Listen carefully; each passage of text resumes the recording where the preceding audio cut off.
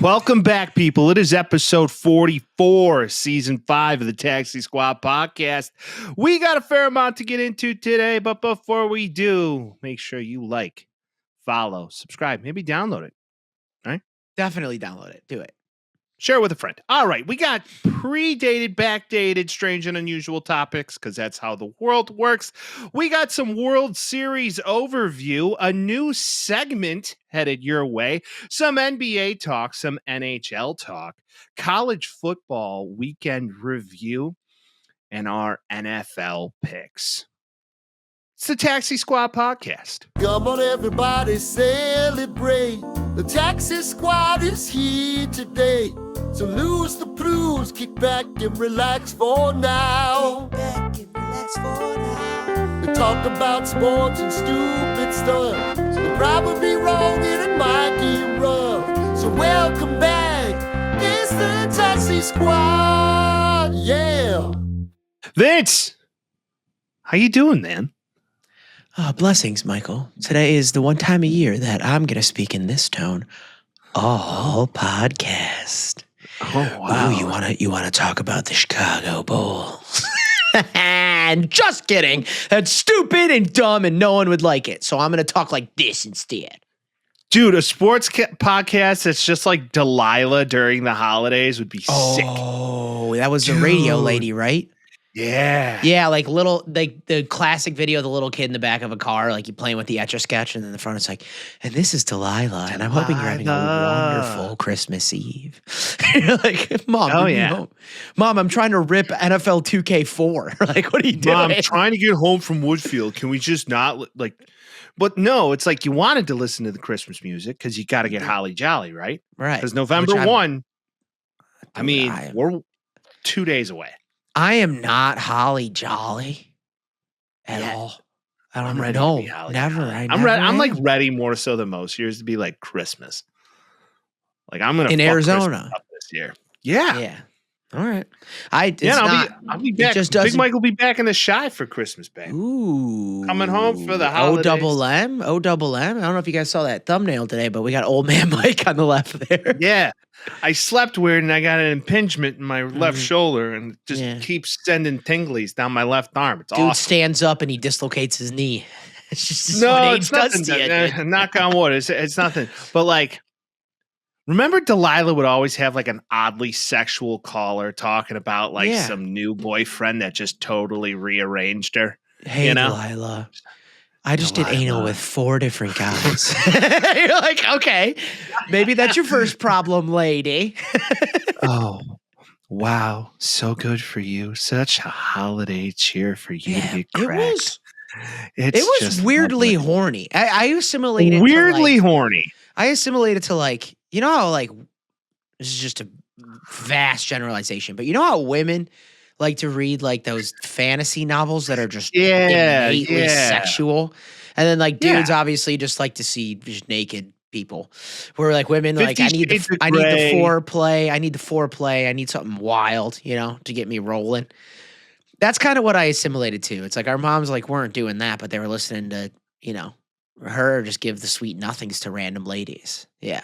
Yeah, 50 Shades of Grey. You didn't know what your mom was doing with that book growing up. And I don't think my mom read that. That my mom is not part of that class of lady. God. Thank God, dude. Honestly, it's like it's like what are you gonna like? Your goofy aunt gave your mom the book to read. Yeah, like, that was always like a thing. Like, oh, you gotta read this. It's like, well, this is softcore porn. Yeah, Auntie Candace just ruined my mom's brain. Oh no! Do you know about how? All right, and this is it. But do you know how those books came about? No, the 50 Shades books. I'm appalled that you know. But go ahead.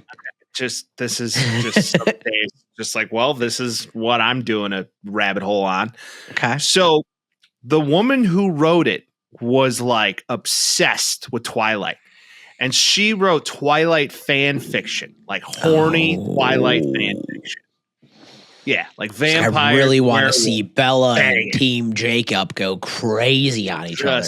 Yeah, just like, yeah. And Then from there, it got spun off into like a rich guy as the main character, and then that took off as 50 Shades of Grey. Okay, I mean, congrats. I mean, But hey, also, ew. That's the thing. Like, she spent days, months, maybe a year writing porn. She was just writing porn for a year. Every day she woke up, she's like, gotta write 20 more pages of the nastiest smut I can think of. You're like, oh God. it's like, I mean, I'm just saying. And then we should get Delilah. We should get Delilah to narrate it. That would be sick. Yeah, what is she doing right now? And then we'll get into sports. I just want to know what Delilah's up to. What's Delilah up to? Taxi Squad Podcast. Hey there, Delilah. What's it like in New York City? She continues to host her syndicated radio show on iHeartRadio. You can listen to it today. There you go. God there you damn. go. She's still around. Good for you, Delilah. Good for you, Delilah. All right, let's talk about some strange and unusual. Yeah, she's like a little blonde lady. She's a blonde lady. A little. She looks like one of your mom's friends named. Certainly, bud. Chaos happened, Mike. And chaos happened the day after the episode on Thursday dropped. Because we decided to release on Wednesdays or Thursdays. We release on Thursdays, so we record on Wednesdays, and then chaos happens on Thursday almost every week. It's kind of a problem. Every single week this happens. It's like, should we move the episode release date to Friday? No. I don't know. No, we're not doing that. Thursdays for us, dude. All right, it's not for... Thursdays are our day, Mike. I just, you wake up and you're like, oh, the head coach of the Portland Trailblazers and a Miami Heat player just got arrested on gambling. And you're like, oh, that would have been cool instead of whatever the hell. Sick. What was our strange unusual last week? What was it? I don't know. Probably something sexual. Yeah, likely. But in my head, I'm like, oh, yeah, the guy that played for the Dodgers and the Blue Jays, and then the Seattle Mariners yell, which was good. Oh. But you want to know what's weirder than that? An active NBA coach throwing poker games with the mafia. That's a little the weird, Gambino right? crime film. I can't believe this was like a thing. They're like talking about these guys, and they all just look like average white dudes. And it's like, this is Joe No Scafonzo. And you're like, I love it. They're sticking to the dumbass names that never made any sense anyway. It's Tommy Two Cheeks Davis. This is Nicky the Sticks. Torpezo. Why do you call him Sticks? He used to lick sticks when he was a kid. You're like, no. He's got super skinny legs, so they call him Sticks.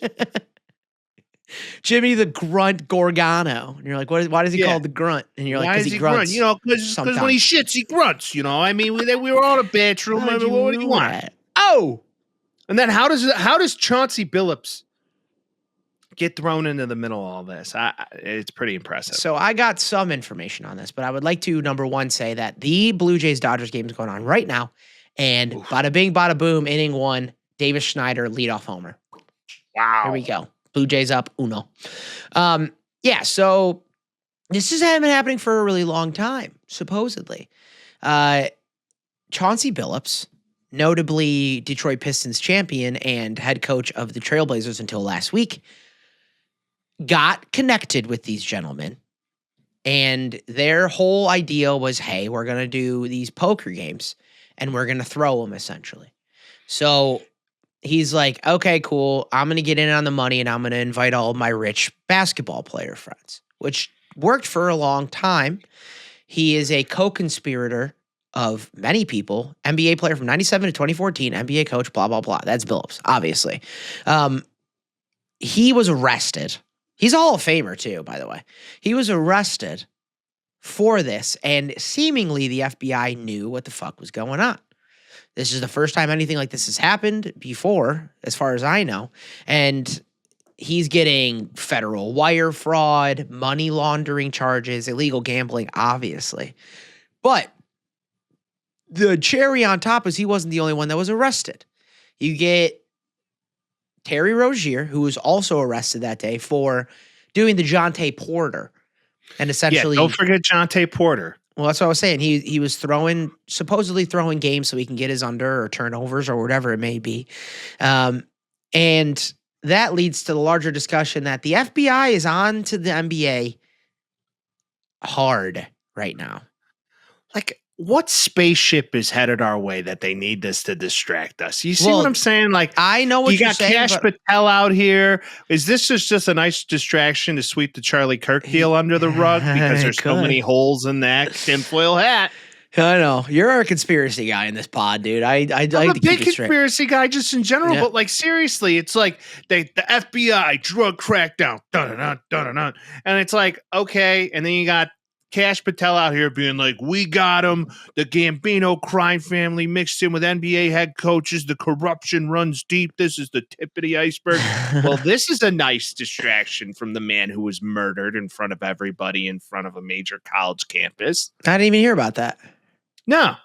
And you know what's so funny about that, by the way? Happen. Nobody's heard of this Tyler fucking kid in 6 weeks. Yeah. No one. Well, you're also not supposed to give him any reasonable news source, or more people are going to do I understand, it. That's like but the you fucking... think you'd hear something. The court date's on this day. Oh, There's more findings after our investigation. You want to know what's so messed up about the news cycle, and also my brain as a person of being 30 years old is like, I don't fucking care anymore. Either that or timeout. What about this fucking comet that they were talking about for 2 months? The reindeer? No. I know it's still spooky season, but for real, what happened to this comet by the name of the 3-Eye Atlas that was supposed to go past Earth? Now nobody's talking about it anymore. They probably just did it. It goes off. Those go off course all the time. I made a little app about comets one time with my brother when I was learning to code. I don't know. I'm telling you. Okay. Hey, there could be the mothership just sitting right in front of the moon. I won't tell you you're wrong. I won't tell you you're right. Just but I will say, if that's the case, do I got to keep paying taxes? I've been wondering that for a while. I would love to not do that. We should call Wesley Snipes on that. I hear we should. We certainly should. But yeah, Rozier gets arrested as well. And then there are conversations that Adam Silver is going to have to go in front of Congress now, because this might be a little more rampant than we thought. And to those people saying, this is why you don't legalize gambling, I say, this is exactly why you legalize gambling, because they wouldn't have never found out about it until they legalized it, dude. Well, this isn't the first time the NBA has dealt with this. Remember in the early 2000s, the Tim Donaghy guy, the referee who was rigging games, right? He was a part of a mob scheme to do it. But what's more Jordan never did, though, so it must be after 2000. I understand like the betting on the over-unders and things like that, and saying like, hey, I'm gonna leave early, I'm gonna do this, I'm gonna do that, which definitely does play into the thing of like, why did Jordan retire to go play baseball for a year and then come back? Like, right? It's like, talk about a rabbit hole. Really liked baseball? Okay. Yeah, okay. Okay. Yeah, because my dad wanted me to play baseball. Okay. Yeah, good talk, coach. Yeah. But what's more interesting is these illegal poker games that basically the NBA players were bait to get people to come play. Yep. They had essentially a major X-ray machine that could view the cards on the table. Yep. And basically know your hand and know how to play you, so you lose exorbitant amounts of money. Yep. I mean, hey, if you're like, hey, I'm going to go to this bar or this club tonight, and I'm going to say who's going to go, I'm a lot more likely to go if you tell me that Chauncey Billups is going to be there. Just going to say. So I get it, especially guys that are like, oh, like those dudes have real money, $10,000 buy-in or something like that. Like those dudes have real money. Like it's just the thing is like there's so much more to this besides him, so he's probably not going to go to jail forever, but it is like, is he snitching now? How does that all work out? They both lost their salary, obviously. It's just, you're looking at him now and like, I say Chauncey Billups 2 weeks ago, I say, oh, dude, the pride of the Pistons when they won in 2003. And now you say Chauncey Billups and I'm like, oh, the illegal gambling guy. And it sucks. The rampant corruption has really been surrounded primarily by the NBA over the past 25 years, which is interesting in itself.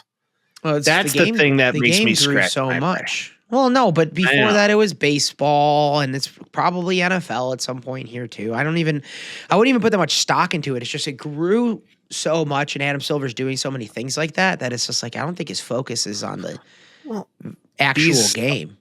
A lot of these guys get in with the wrong crowds. You owe money to certain sharks out there, and they're connected to other guys, and a lot of times the crime families will buy the debt of somebody like a Terry Rozier. Which is always a great idea. That's never went poorly.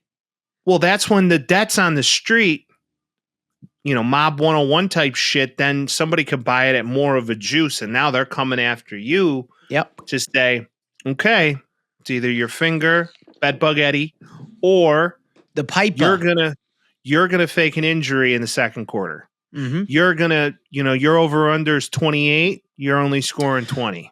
Supposedly, though, these games didn't necessarily like the Terry Rozier thing is a completely separate thing. They decided to do the blitz all at the same time. Okay, what are you going to do? What'd they do to Jonte Porter other than just ban him? Nothing that they did. Well, that's what I'm wondering too. So he got arrested though. Yeah, but chances are you go to court. This is a blue collar crime. It's insider, dude. It's insider trading information scheme. Like it's not okay. So he's just not allowed to play in the NBA ever again. That's going to be a big thing. And a lot of these guys, they could go overseas and make a shit ton of money too. Yeah, for sure. But come on, think about it. You go to Spain. Terry Rozier couldn't go to Spain, New Zealand, any one of them. Fucking Pat Beverly went to Tel Aviv, dude. Yeah, he made money. To the point. So it's like a lot of these guys can go elsewhere. They've made enough money in their careers, unless they're completely idiots with their money, which very well could be the point. A lot of times that happens. But I mean, if you're going to say, hey, I'm going to go anywhere, are you kidding? If I was really good at basketball, I'd go play in New Zealand. You wouldn't hear me. For sure. Vince is a big fan of New Zealand because it's where The Hobbit was filmed. And Lord of the Rings. I was going to say, the fact that you put Hobbit first is crazy. Well, technically, that's how the story works. The Hobbit. Yes, but technically it was made second. Don't do this. Correct. Don't start going playing on an adventure. You can't start playing Lord of the Rings technicalities with me. I'm going to put you in the ground, dude. I've read the books, Mike. I've watched The Two Towers 6 times. Technically. Fucking fuck you, dude. I love that shit. Dude, I've watched this series. It's okay. Oh, it's cinematic brilliance, and it's one of the best story. It's one of the best stories ever written, in my opinion. How much acid was J.R. Tolkien on? I don't know if it was acid. I think it was more like mustard gas from the fucking war, the World War I that he was in. Could be. That's the whole like imagery with it, and like, yeah, okay. And like your friends dying in battle. Yeah, he watched a bunch of his friends get blown up and mustard gassed and shot in the head, and then he's like, "I'm gonna write a story about evil versus good and how that infects people and shit." It's good. Whatever. This isn't a freaking Lord of the Rings thing. I played Dungeons and Dragons again on Monday. Let's talk about sports. What do you say? So, what happens with Terry Rozier? He's banned for life. Yeah. Do they both go to jail? Are they not going to jail? Are more people involved than we could believe? Yes, for sure. That's why I think Congress wants to talk to Adam Silver. I think there's a lot of issues with it. I don't think that Terry Rozier goes to jail for a long time, if any. I think Chauncey Billups does get a sentence, but it's probably going to be brought down a lot because he's probably going to start saying a lot of people's names in it. Yeah, Supreme Court, here we go. Basketball Dracula. Well, welcome back to the Mafia, too, I know they never left, but welcome back. They never left. They got smaller, but they're still involved. Yeah. Don't get me wrong. They're still involved. Welcome back to the news cycle. I think that was everybody. They're like, the Mafia's still around. It's like, yeah, but they're all, like, again, the Mafia's full of losers, in my opinion. That's always been my opinion. They're like, hey, it's a stereotype, and it's offensive. He wasn't in the Mafia, so we're good. Was he, right? All right. He was a waste management delegate. Yeah. That's what he was. Yeah. What he was. All right, buddy. All right, but yeah, as things come out with this, obviously, like they lost their salaries. They're all on a pause until they're cooked. They're cooked, and more people are going to be cooked. And Cash Patel is a hockey fan, so he's just really happy about this. So, yep, good. Very true. Mike, we do this thing on this show where if you have an opinion, if you're like, hey, the Mafia's been around for a long time, or you want to do your Tony Soprano back to Mike, or you want to tell me about how you made a bunch of money on Terry Rozier, you can do that. And you can leave us a message. And it's called Air It Out, and it's 312-725-2107. We're going to hop into baseball, but my friend, we haven't aired out. And it has something to do with baseball. Let's air it out. So let's air it out. What up, freak modes? You already know who it is. I'm not going to say it. I'm going to be anonymous. But I'm conflicted about this World Series. Because fuck the Dodgers and fuck the Blue Jays. But it's U.S. against Canada. I'm not Canadian. Ooh, less anonymous. And the Dodgers are just too good. They're doing what every team should do. Agreed. And I hate it. Because my favorite team that's anonymous doesn't do it. This is sad. Freddie Freeman's got a racist head. That's I'm just going to leave it at that. He's got a weird head. Great guy. He's got to do something with his weird haircut that just screams racism. All right? Love you guys. Keep it up. Keep up the great work. Told you guys the Bears would beat the Raiders. And, that's about it. No more Kay Adams. She's dead to us all. All right? Get freaking, get Mina Kimes on the line, baby. All right, that's it. Love you guys. Peace. Okay. That's a little bit to unpack there. He was trying not to crack up. Well, Josh, I don't know. Might have a racist head, dude, and also anonymous, dude. He's anonymous. I don't know that voice. You're right. Anonymous guy. But we'll call him Ted from now. What about we should try Josh out? Josh is a good name for it. The anonymous. Yeah, or Ted. Yeah. So Ted, the way I'm looking at Freddie Freeman's head is that it's just kind of a high and tight, you know? It's more so he looks like the guy. Remember that movie with Brennan Fraser and Elizabeth Hurley? Like, she was hot. And he got like the 3 wishes from the devil and he could be anything. And then he's like the basketball player and he gives like the post-game interview. The whale? 110%. No, I think it was like, I forget. You look up Bedazzled. Yeah, Bedazzled. If you look up the basketball player, she was spotless back then. I mean, 10 out of 10. Would hey, smash. buddy, I don't even care if she's 60. I'm still here for it. Hey, see? Exactly. But if you bring up the picture, respectfully, if you bring up the picture of the basketball player that he depicted in the movie, it looks exactly like Freddie Freeman. So if you bring that up, I'm trying, Mike. You're just, I don't even. It's okay. We'll figure it out. Anyway, this series has been wonderful. Let me just call it there. This series has been 10 out of 10. Oh, this guy with the blonde hair? Yes. It looks like Freddie Freeman. Pull it up. I don't know if I agree with you, dude. Pull it up. I don't know if I agree with you here. Post-game interview, Freddie Freeman. This is him. Yeah, but like you need like that's he's got bright white like blonde hair, dude. It's a very fruity version. If you show the post-game presser. Okay. I'm going to agree to disagree. We're going to move on. All right. I'm just saying. I do know what you're saying, but I also know what he's saying too. And he's referring to the high and tight that a lot of Alabamians and Mississippians and stuff had in the 50s and 60s. And I think that's why it's like, hey, this is a problem, which I tend to agree with. That being said, I'm a Blue Jays fan this series. I gotta go AL. I cannot lean NL and what the Dodgers have created, being this mega team and all-star team, which we've talked about all year. Them, or do you blame the Rockies and the Athletics and the White Sox and all of those teams that refuse to spend money? I would prefer that over the inverse. I believe it's all relative, Vince. Right? Because if you think about it, the Mets, they spent more money than anybody and they're not playing in this series. So exactamundo. So they're doing more than just spending money.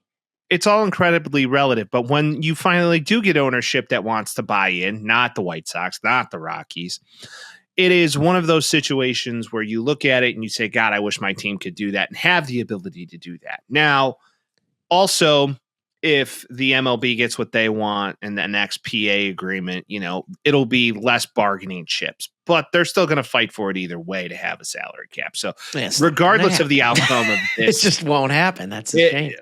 Well, you're right. And we're going to have a strike. So enjoy the great baseball while you can. I think what we need to talk most about is Monday evening. The Dodgers and Blue Jays played maybe one of the best baseball games I've ever watched. 18 innings. 3 hours of baseball. I picked it up in like the 7th, and then I just was all in. You had the luxury of West Coast time or Mountain time or whatever you're on now. Mountain. Because you don't change your clocks. I was like, all right. I was cleaning my house. I'm like, I'm just going to sit down. I'm going to watch the end of this game. I'm going to go to bed. I'm going to get to bed at like 10:30, 11. Get a nice, good night's sleep. And I'm just no, you're not. I'm just sitting there. No, you're not. Again? I was like 3 in, 3 out. The Blue Jays have a couple guys on base. Do this again. Is this going to work out? And I'm like, what the? Okay. It came to a point where I was the whole game going into it was so electric, and then you get to the extra innings and it just no hitting can't happen. And the same thing happened. Remember the Mariners game that won 17 or whatever, like 3 weeks ago. Same thing happened. Everybody's swinging so hard. And I'm like, hey. You're just trying to end the game after a certain point. But the Toronto Blue Jays had 2 opportunities to put runners in scoring position or put runners at home, and they didn't do it. Well, it's like bunt them over, get a hit. They didn't play the small ball. They had opportunities to get that game to a point that they could have put runners on second and third, could have put runners at first and second. There were so many opportunities to get runners in scoring position, and they just got a little aggressive on the base pass, and it ruined him. Now, dude, that was the thing. Side, what were they doing? They sent Freddie Freeman too earlier in the game. The third base coaches were like, go. And you're like, what are you doing? They were sending it. I can't believe that the calls, unless guys just miss signs and we're like, F it, I'm doing it. You could see the coach doing the twirly around the corner. I simply cannot understand some of the horrible base running that has gone on in a World Series where the professionals, being the professionals in the biggest game of the sport, are doing some boneheaded shit. Now, granted, the Dodgers made some aggressively beautiful defensive plays. For sure. Like that throw out at third by Ellis, and then who's the right fielder? What's his name? Hernandez? Teoscar Hernandez threw an absolute dime to home. So there were some wonderful defensive plays that definitely ended it. But something in the back of my head was like Will Smith. Freddie Freeman. Yeah. That Will Smith hit where he pimped it and it was on the warning track. I was like, damn. And everybody's losing it. And it was just like, that ball's not You're gone. like, Dalton Varsho is under it. You could kind of tell. It was not going to happen. We need to talk about the greatest athlete that we've ever seen. Shohei Ohtani getting I don't even think that you can night? have a I don't think you can have a conversation about any other athlete in our lifetime. Well, the hitting is exceptional prowess. It's and then also, like, I know they lost the game yesterday, but like he pitches his ass off. He had that 3 home run and 10K game. He got on base on Monday 9 times. The entire extra innings, they're like, we're gonna walk him. Fuck this. Like there's no way. They're Barry and then you know what they're just saying F it. He went 3 for 4 and got on base 9 times. He got walked 5 times. I look at him and I just say he's the anomaly that baseball's been waiting for. Why his gambling allegations got swept under the rug. Oh, he didn't do it, dude. It was his interpreter. Absolutely. Anyways, so long ago. Come on. Yeah, let's not. People don't forget. I don't. Except and for the he's Astros amazing. He's amazing. It's undoubtedly he's the best baseball player of the generation. Ever, and dude. I don't think there's maybe a ever. Maybe ever. I'm done with the conversation. It doesn't matter how long he does it. Like, I wouldn't even say it's for length. It's just this snapshot of what we've had so far is just it's modern day unbelievable. And then again, then this is the rotation around where it's like, remember when Mike Trout hit 2 home runs and Shohei Ohtani got on base 4 times and the Angels lost by 3? You're like, how the fuck did that happen? Just a malpractice, dude. Malpractice. The first time I ever saw Shohei play live and Trout play live, I was in Anaheim. They both played. They both went over. It was like the most miserable baseball game I had watched. They played baseball against the Red Sox, and it was just like they couldn't buy a run. I was just like, okay, greatest ball player on the planet, huh? Can't wait to watch another catnip ad from Japan. And then he goes to the playoffs with the Dodgers. And then he gets to the Dodgers. Clearly, he was just like a part of a bad organization and just needed two-time MVP with the Angels, I think, if I'm not mistaken there. Understood. And Trout, I mean, he was modern day Mickey Mantle on the worst baseball team ever, paid him a shit ton of money. He'll never get to a World Series. Probably never play for another team. But I don't disagree with the fact that he is modern day Babe Ruth. He's doing things that have never been done in the sport before. And it's safe to say that we were wrong, Mike. What were we wrong about? It's tied 2-2. We're on to game 5. So at the very least, there's going to be 6 games in this. Realistically, it's probably going to be 7. The Blue Jays are playing their ass off. Blue Jays are going to take this series 7. I don't see a different scenario. I feel that too. If they take tonight's game, which you will know by tomorrow by listening to this episode, which right now it's the top of the 3rd and the Blue Jays are winning 2-0. Yep. Now that could very well change, but they've been really good at what they were doing all year the past 2 games, which is get them on, get them over, get them in. Good enough pitching. A Vladdy bomb. Bo Bichette can hit his face off. Welcome back. He comes in, George Springer gets injured. Doesn't miss a beat. Boom. We're good. Yeah, not having Springer. Is there a timeline on him? I don't know. They go back, I think he's gonna be back. Let's see here. If they go back to Toronto on Friday, is he coming back? Yep. It said feeling better. Didn't start today, but can play the next game after that. I mean, at that point, just get in there if you can. Like, I agree, but what are you saving him for? Right, you're in the biggest game of the year. Go play. He's old enough, and you're not. Unless you want him for the final 2 stretches at home, which I would want him at home. Well, that's what they're going to do. 6 and 7, 6 and 7. They'll have him. So, no, don't do that. That sucks, dude. Honestly, what? What'd I do? Don't. Everybody knows what you did. Even if you're listening. And 7? I hate you. 6, 7? Dude, are you saying 6 and 7s right now? I hate that shit so Vince much. said, dude, 6, 7. That's why you want George Springer. So 6 to 7? All right. There are so many things that count up to 6 and 7. There are so many things. And all of the time, it's like, it's never somebody younger than me. I want to make that clear. It's always like a mom. It's like, he said or 6, old 7. man Mike. Right, exactly. And I'm like, guys, you know that it's over. Dude, stop capping. You're not cool. So fucking stupid. I saw parents where thing 6 and thing 7, and they were doing like a thing on TikTok, and I'm like, oh, it's over. That's been ran through now. I think that's the end of 6, 7 for the rest of the eternity. Okay, I heard this question the other day. Who's more important to their team, Ohtani or Vlad Guerrero? Ooh. There's multiple layers to this. I believe Ohtani simply based off of the pitching and the timely hitting and on-base percentage alone. I want to agree, but where I think I agree with you, but where my head is like Vlad Guerrero. You get rid of Ohtani and you still have an all-star team. You get rid of Vlad Guerrero, it gets a lot harder for the Blue Jays. Like, I know Ohtani's next level. I know he's way better, but he's more important. Vlad Guerrero's exceptionally clutch. Yes. Like, for example, on Tuesday night, that game was on that bubble where you needed a big hit or a big home run to go up early and to start the rally.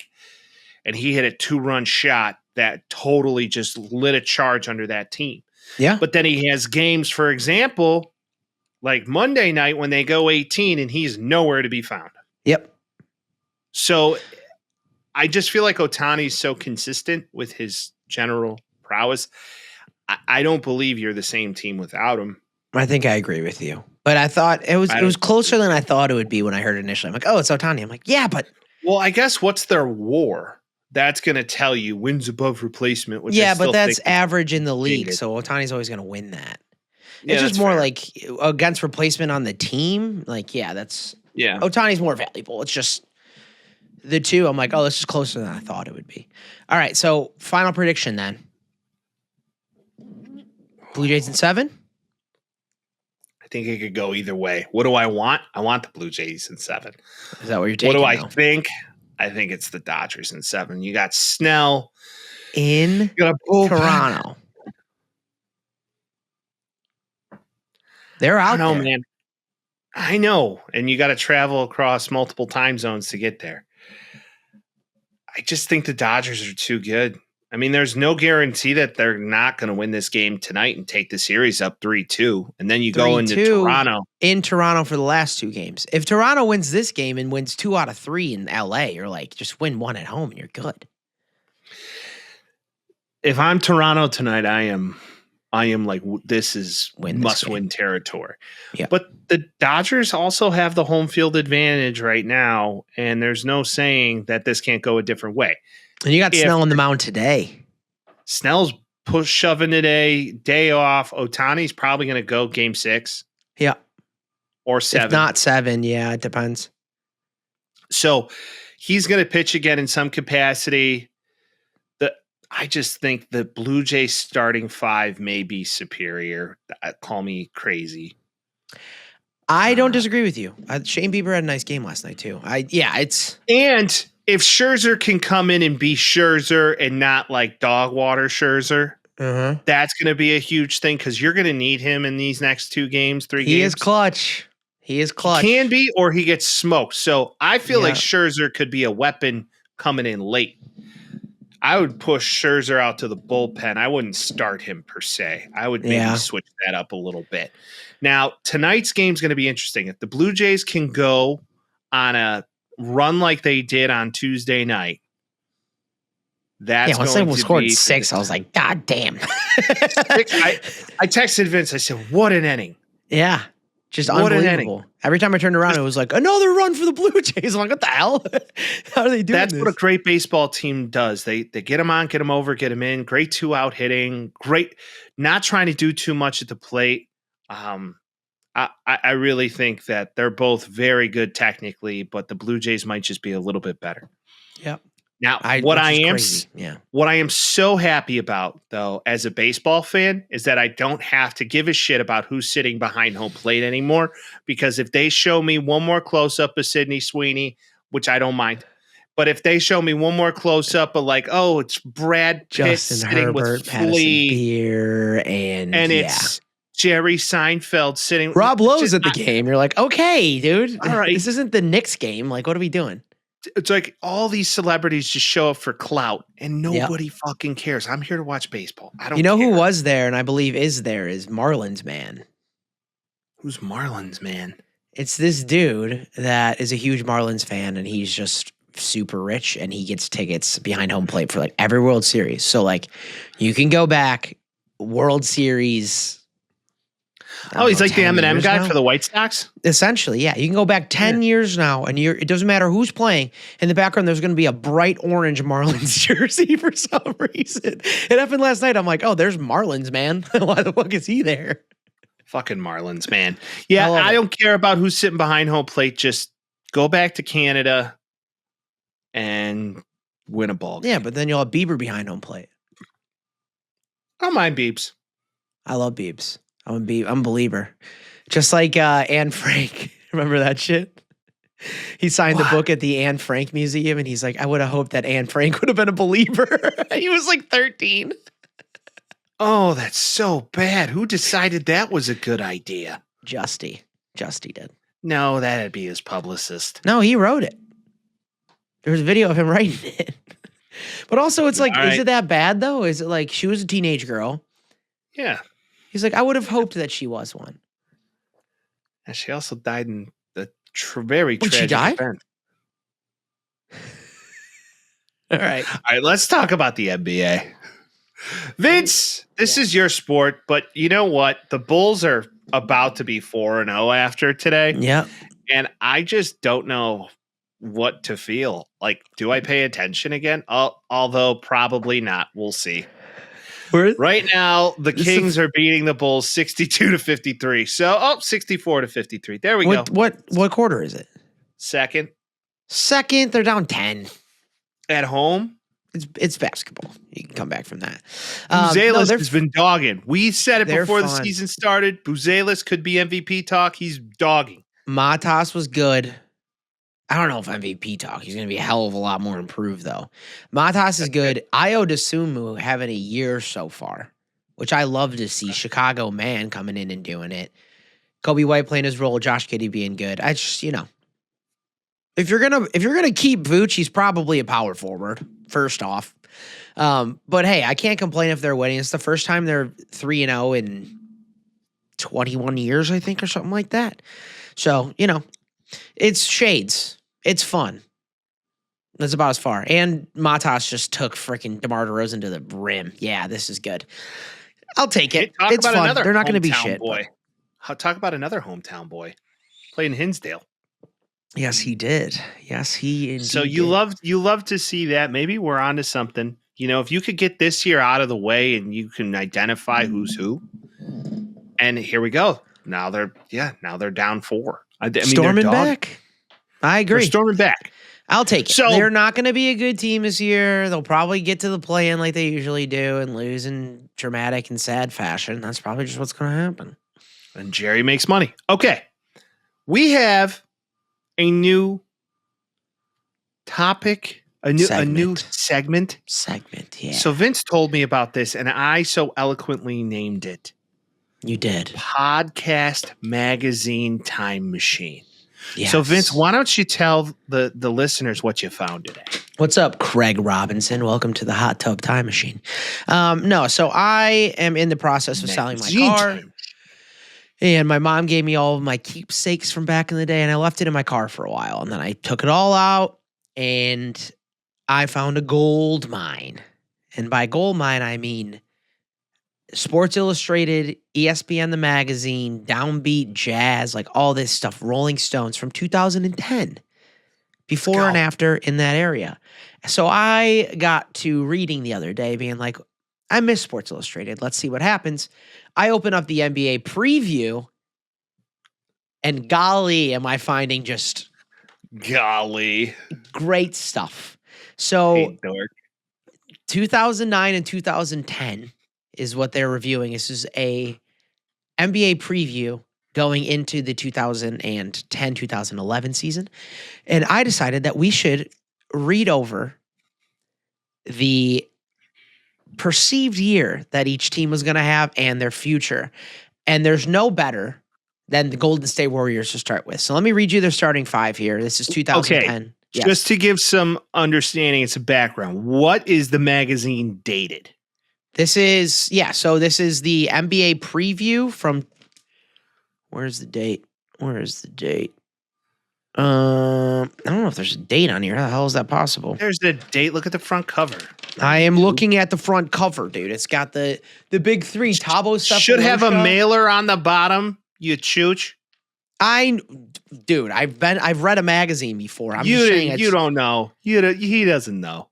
You don't know shit. Oh, there you go. October 25th, 2010. Okay. So week to date, yes. 15 years ago. So, if you were in the league at that time, this is LeBron and the Heatles. This is Dirk Nowitzki winning the next year. But the Golden State Warriors had Steph Curry, second year. Monte Ellis, baller. Darrell Wright, who was pretty good. David Lee, who had a lot of good years. And Andres Beatriz. That was the team. They were projected to go 4th. They were coached by Keith Smart. So this is pre-Mark Jackson and this is pre-Mark Jackson and pre-Steve Kerr. Way pre-Steve Kerr, yes. So Steph Curry's not who he was supposed to be yet. But he played well. So let me read this to you. I think hiring Keith Smart will help them win more games because he'll be more defensive-minded, and they won't give up completely on defense as they did for Don Nelson. Steph Curry got better this year and went along because he got more opportunities. I think he could be a long-term point guard because he has great vision and he's savvy. He's a good shooter, demands that you play him outside the three-point line, and that's why he can get by you. My concern is that he'd be posted up because he's light in the rear end. I didn't see a whole lot of that because he understands the game. At the other end, he has a deceptively quick first step. So all this is true so far. He's unselfish, makes him the opposite of Monte Ellis. He should be good in the pick and roll with David Lee. Ellis is an offensive machine. He's great speed charge, but he doesn't look to pass and shot selection's poor. So the lowdown, best case, Steph Curry, Monte Ellis make up one of the most exciting backcourts in the league. David Lee is worth the $80 million, and the Warriors are inspired by new coach and new owners. So this is right when they got bought. Worst case, caught between two playing styles that never find an identity, and they get abused inside, fall out of contention early, and leave the new owners wondering why they spent $450 million for the team. Today, Mike, do you feel like the new owners are sad that they spent $450 million on the team? I think they're not sad. What do you think their valuation is right now? What was it back then? $450 million. Valuation today, I'm going to say $1.8 billion. You want to try $11.33 billion on for size? Oh my God. Worst case scenario, fuck, why did we just spend this much money? He multiplied it by 23, I think, like literally. Wow. That's insane. That is insane. Steph Curry, he's good. He could be a point guard in the league. You think? Yeah. I think he's going to be good. Well, I mean, it's so early now. Okay, read the write up on the Thunder. That's gonna because David Lee played for the Thunder. David Lee, no, Knicks. Nick Collison. Oh, that's right. Nick Collison was on the Thunder. The other white guy. Right. Other white guy. Yes. What's the write up in 2010 on the Thunder? That's going to be Mavericks. We got the Spurs. We got the Timberwolves. Who in this one says Kevin Love may not be the best player on their team, but he's the most marketable. That had Johnny Flynn, Martell Webster, Michael Beasley, Darko Milicic, and Kevin Love. Kevin Love's the best player on that team. Nuggets, like, what are we doing? Trailblazers, Jazz, hindsight's a bitch. Thunder starting lineup, Russell Westbrook, Thabo Cephalosha, Kevin Durant, Jeff Green, Nene Kristic. Bench players, James Harden, Morris Peterson, Nick Collison, Serge Ibaka. Scott Brooks, who coached the team when they went to the finals, 50 and 32 last year. Best case scenario, Kevin Durant's the MVP, Russell Westbrook's a top 5 point guard, and the Thunder keep improving at the fastest clip in the league. In the playoffs, the young team does what it couldn't last season, knock off the Lakers. This year, they did do that. So good call. Worst case scenario, burdened by expectations, Durant and Westbrook stagnate, as do Jeff Green, still in the league, I think, or he just retired last year. And Serge Ibaka, Oklahoma City gets little production inside and slips like so many teams have enjoyed early breakthroughs. So they were right, but this one's saying, hey, they're going to be great for a year. James Harden is an incredible athlete, but shooting is not his game. Okay. All their smalls are athletic and drivers more than shooters. When the game gets slowed down, the playoffs, possessions are more important. You got to shoot over the top. James Harden was an efficient shooter for 7 years.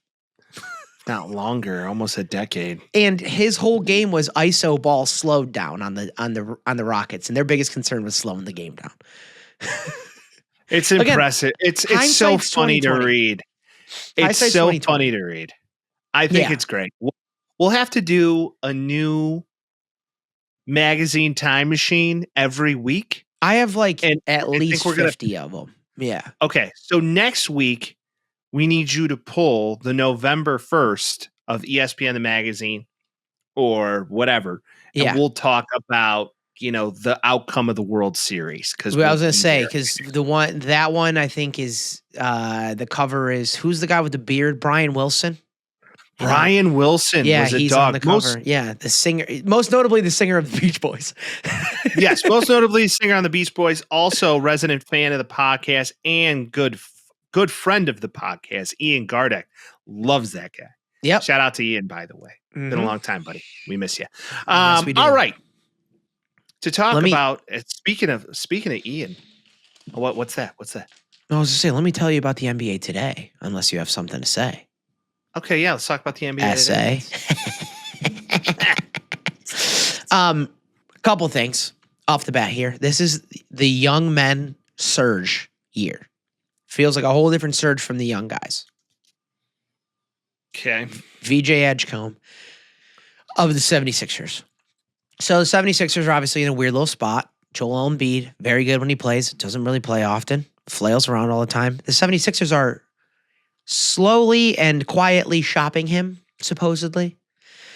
Why would you ever trade for him with that contract? I don't know, but it feels like somebody would do that. But they somebody seem like, on the bubble trying to make a difference, thinking like he's going to be it, even though he can't be on the floor and his knees are shot. Yeah, put him on the Rockets, pull another KD. But that doesn't matter because rookie VJ Edgecombe in 3 games played is averaging 25 points a game. Tyrese Maxey is averaging 37 points a game so far this year. Assist to turnovers 3 for VJ Edgecombe and 5.8 for Tyrese Maxey. They're getting minutes by Kelly Oubre, Quentin Grimes, a lot of Andre Drummond minutes for his age at this point. And Joel Embiid right now he played 2 games, he's averaging 12 points. So not what Embiid used to do. But they might have another guy. They might have a solid little backcourt with Tyrese Maxey and VJ Edgecombe. I kind of like it. The Sixers had a horrible year last year. I'm not buying in on the 76ers doing shit in the East, okay? I don't think they're going to be great, but the East is wide open. The East is in theory wide open, but you still got to believe that the Celtics are going to be around. I mean, you still have to believe that there is some sort of understanding that these teams are going to compete. Yeah. So I don't know if I necessarily buy into the hype surrounding, I can't. When you look at it right now, they don't have any bigs anymore. The Knicks need to compete, and the Knicks need to do something. I still believe that the Knicks may be the best team in the East at this stage. Name their head coach. Mike Brown. Nice. Well done. Yeah? Was I right? Yeah. Yes, you were. Yeah. Flexing. I look at the East right now, to your point, wide open, but with Giannis back, he's got all of his brothers with him. No Dame Lillard, fair, but he's going to try and make a run too. That team is pretty empty, though. The Bucks aren't great. So are the Celtics. I mean, what's the guy playing right now with the hair? Who's rubbing his hair off on everybody? Oh, that was what I was going to say for Strange and Unusual. I'm glad you said it. First off, Jaylen Brown, Finals MVP. All right, not just the guy. He's the guy. Sorry, I don't know. It was his birthday, and he went to the barber, and he got a little touch up, including the hair paint that so many people use these days. The beignet, yeah, he got some. He got some beignet. Didn't dry a bit. Didn't dry the beignet. They were playing the Knicks, I think. I believe it was the Knicks, and I think Quentin Grimes he's out was here covering him. Adams. He goes down, jab step, head against his jersey, rubs off all of his hair paint right on the white jersey of Quentin Grimes. It was primo, dude. It was, and everybody's just like, did he just wipe his hair on him? He just wiped off the beignet on this. Spice Adams needs to recreate that stat, by the way. Honestly. Needs to happen. He can do Get you a little bit of that. I have a question for you about the West. More importantly, everybody's favorite team, the Los Angeles Lakers. Can you name the top 2 scorers on the Los Angeles Lakers right now? LeBron's not playing right now, just so you know. Not Luka Doncic. It is him. He's number 1. Okay. Who's the other white boy? What's his name? Austin Reaves. Austin Reaves is off to a wild start this year. Austin Reaves is a dog. Austin Reaves, I think he was undrafted or second rounder or something like that. Austin Reaves in 4 games played is averaging 36 points a game right now. Cooper Flagg is also dogging right now. Cooper Flagg is playing very well. Austin Reaves, if you could not expect 36 points, 6 rebounds, or 7 rebounds and 6 assists a game. 9 assists a game from this guy. He's playing like these numbers are Derrick Rose MVP numbers from Austin Reaves right now. I know Vince, it's early. It's so early in the season. I know it's early, but I'm so early in the season. How does Austin Reaves play 4 games and averages 36 points? It's not a fluke if it happens 4 times. You see Cooper Flag? Yeah, I was gonna say if you saw DeAndre Ayton, remember when he was good? Is he's on the Lakers right now? He is on the Lakers. He should be so much better than he is, really. Yeah, because he just doesn't participate. Yeah, he's a weirdo. All right. My like prediction for the West is the Thunder most likely repeat and take the West, but I think they're just going to win the championship again. The Spurs, if they're healthy, may have a shot.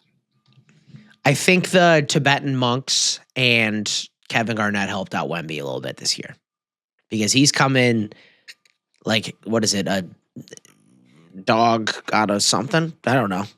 He's averaging 31 and 14 rebounds this year so far.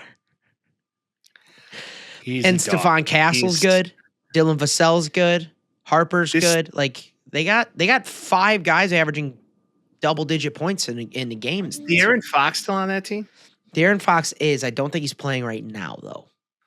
De'Aaron Fox comes back. That is a unit of a team playing in San Antonio. So don't sleep on them. I think there's openings now. I think it's pretty wide open. I think unless the Nuggets go for a run, Aaron Gordon dropped 50 the other day, but unless the Nuggets go for a run again, I cannot see a team beating the Thunder. I can't see I've never seen a megastar so disinterested in playing the game that he's the best at. It's kind of insane. Talk about Shea or Jokic? Jokic. Oh, yeah. I was talking to my brother about this the other day. My brother's a big hoop head. He was like, I think I cracked the code on how you're going to be a star in the NBA. And I was like, okay. He's like, get married early. He's like, get that distraction completely out of the way. And I'm like, I can see where he's coming from. Giannis, married early. Shea, married early, has a kid. Jokic, married early. Zion is supposed to be a stud. He's having babies with he's got baby mamas all over. Brandon Ingram, that was an issue too. Remember when Michael Porter Jr. said his brother didn't get bitches in the most polite way? Yeah. He's like, it's just my brother, just he said, my brother likes gambling. I get women. It's just like, my brother's a big gambling addict. Yeah. I fuck bitches. So it's like, what? That's just the way it is for them, unfortunately. But yeah, I could see the Spurs. Spurs are going to get the playoffs this year. I think the Rockets are going to get to the playoffs this year. They were good last year. They got KD on the team now. I don't see the Thunder losing. And in the East, it could be anybody. But more than anything, this is the next year. If they're going to do it, it's right now. Yeah, they need to do something right now. And the fact that you got rid of Tibbs after making it to an Eastern Conference Finals is just beside me. There's the whole theory of just like, consistent voices grow cold over time. You need somebody else in there giving you something else. I think that was the biggest thing there. But where is he now? He's with Boston again or something? Who knows? Chances are he's like an assistant with Boston now. He is. Yeah, I know he is, but not Kayvon. I'm talking about Tom Thibodeau. Yeah, I think he's just helping people out right now. I think that's just what he does. He's just staying around the game. He would be a great college coach. I still maintain that. I'd like to think that, but, he's a little hard-nosed for prima donnas of NIL college basketball. That might be hard. That's fair. Well, you want to know who is talk about wide open? You ought to know. You want to play who's playing wide open right now? Yes. The Blackhawks, Vince. The Chicago Blackhawks are scoring more goals than any other team in the NHL. Have beaten multiple teams by 7+ goals. Yep. Conor Bedard's pacing they don't have right now. The most goals in the NHL, though, I will say that. No? No, it's technically the Utah Mammoth have 40 goals this season. Wow. Where are the Mammoth have 40 goals. The Avalanche have 41. The Blackhawks have 33. So the Blackhawks are top 10, it looks like. Okay. Top 10 in the league in scoring. Yep. Right now, they're playing their faces off. They're playing well. 5-3 from this team. I'll take it all day. 5-3 from this team, and a team that, not necessarily on our bingo card to be good again. So. Not yet. But again, young guys play. But you have a fun stat. You want to just fill me in? Conor Bedard's on pace right now to break the before 20 record for the Blackhawks, which would put him in the same rankings as like Patrick Kane, Jonathan Tays, all of these Jeremy Roenick. Jeremy Roenick, exactly. Yeah. And Vince most commonly plugged Pearl Jam there. But I look at this in a way of saying, okay, if Bedard does this, does he redeem himself in the NHL, which he's supposed to be the guy? He has 51 goals to date. Roenick was the leader before 21 at 65. Is it possible? I think so. He's young and he was on a team full of shit. And Spencer Knight's a lot better goalie. We have a lot better defensive players right now. We're young. They're probably not going to go to the playoffs this year. But he's playing hard. He's kind of talking shit in a nice way too, where he's like, we're here to win games. We're not here to grow. We're here to win games, which is 100% what I want. I want a dog on both ends. He seems like he's getting there, or he's already there. And I think it was just like, you know, I'm not going to send you out on a baseball team and then give you the White Sox and be like, be the best player ever. Fair. You know, that's kind of impossible. I can't intelligently talk enough about the rest of the team, so I'm not even going to go there. I just thought the stat was interesting. With on that, Bedard, yeah. He's supposed to be the guy. With that, he's still young and they have time. It's, you know, it's just more like put the guys together, and I think they're on the right track now, finally. Because it's been I know the Blackhawks were good for a long time, but it's been a while. It's been over a decade. Yeah. I know. It's like the Cubs won 10 years ago. The Blackhawks haven't won in a long time. The Bears haven't done shit. Like, no Chicago team's doing well. I got so fed up to a point where I went back to 2002 in NBA 2K and redrafted a team and got Kobe and Jordan on the same one, and now we're like 4 championships in a row. I'm just going through like endorphin boosts just based on 2K because You can do that? You can go back in like time. You can go back in eras. You can do the 80s with Magic and Bird and Rookie Jordan. You can do the 90s when Shaq... All that. You can do the 2000s when Kobe reaches his top and LeBron gets drafted. You can do eras, yeah. Can you is it like a fantasy draft or is it like a draft? Fantasy draft. Or you could do both. Like they have the team set. So you could have like Eddie Curry and Tyson Chandler and Jamal Crawford and Jalen Rhodes on the Bulls in 2002 if you want. It's fun. It's a good time. Brandon Roy before he destroyed his knee. He's there. Greg Oden's there and he's not horrifyingly injured all the time. It's fun. Greg Oden, if he doesn't stay injured for the rest of his career, he's top 5 center of all time. You gotta think he was so good in college. He was so good in college. He was so good his first year. He was so good that he was drafted above Kevin Durant. That's how good he was. I know, man. Well, Vince, I know we talked about NBA coaches, and I know we talked a little bit about NHL managers. Technically, their title, just like baseball, but nothing like a good coaching carousel in college football. Because the coach, we called it.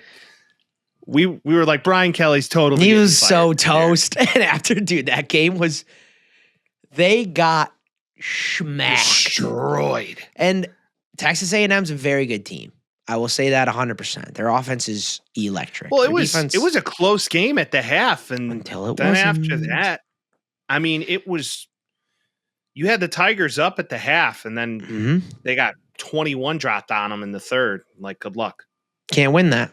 Yeah, it just felt like after it happened, it's like this is the Brian Kelly thing that's done, and now we're in a spot where you got Florida, you got LSU, you got Penn State. You're probably gonna have Wisconsin open. You have Arkansas open. Like, this to me, the first thing I thought of is I think you're going to have another year of Lincoln Riley because there's no way he's getting fired this year.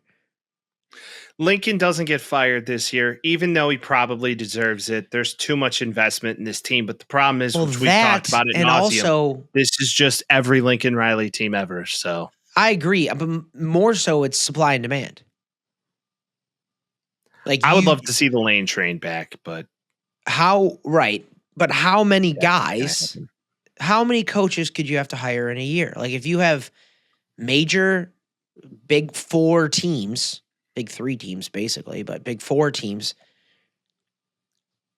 you have 4 massive openings right now, 5, and then you're going to have smaller ones. Like, are all of them going to take proven guys? Is Brian Kelly going to get a job next year? Like, in my head, it's like, why would you fire your team? Last year, no one got fired, and everybody got fired this year. If I'm Franklin, if I'm Kelly, I'm taking a year or 2 off, letting the smoke clear a little bit, take vacations. What a great job. Millions of dollars just to do shit. I'm taking my family on vacations for a year. And I'm like, okay, for the rest of your life, and they're never going to run out of money. Well, I mean, eventually you will, but ultimately, I don't know, dude. They're making $50 million in a buyout. Like 50 plus million. If I just got bought out for 50 plus million, I'd just be like, all right, fam, where in Europe are we going? Yeah, I'm like, invest 15 million for me, and I'll take the rest and just do fucking crazy shit with it. More than that. Invest half of it. Well, you're going to get, depends on where you are, but you're not going to get all 50 mil. Yeah, that's fair. I mean, this is how NBA players lose their money. I could start a shadow LLC, have them pay the LLC in a state that doesn't have income tax like Florida. How?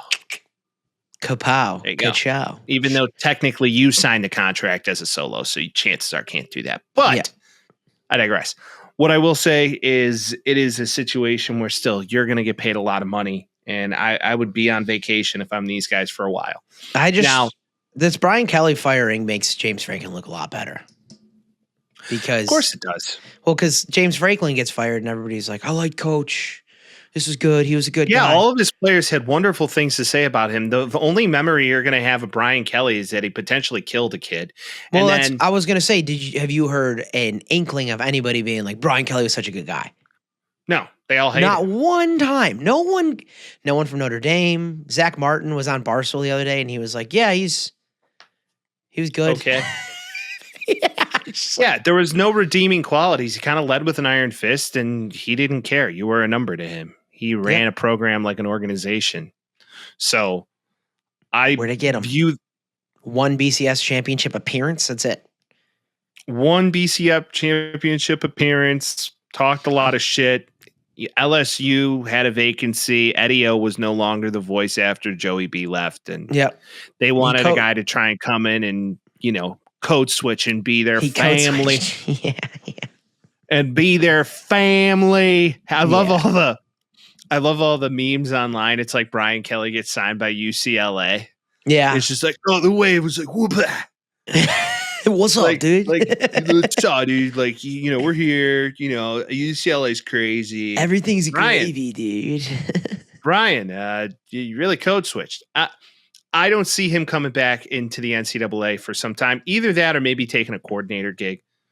But and then as far as options for these teams, like there's big ones. There's a lot of people talking. Is it Heartline? Is the OC over at Ohio State?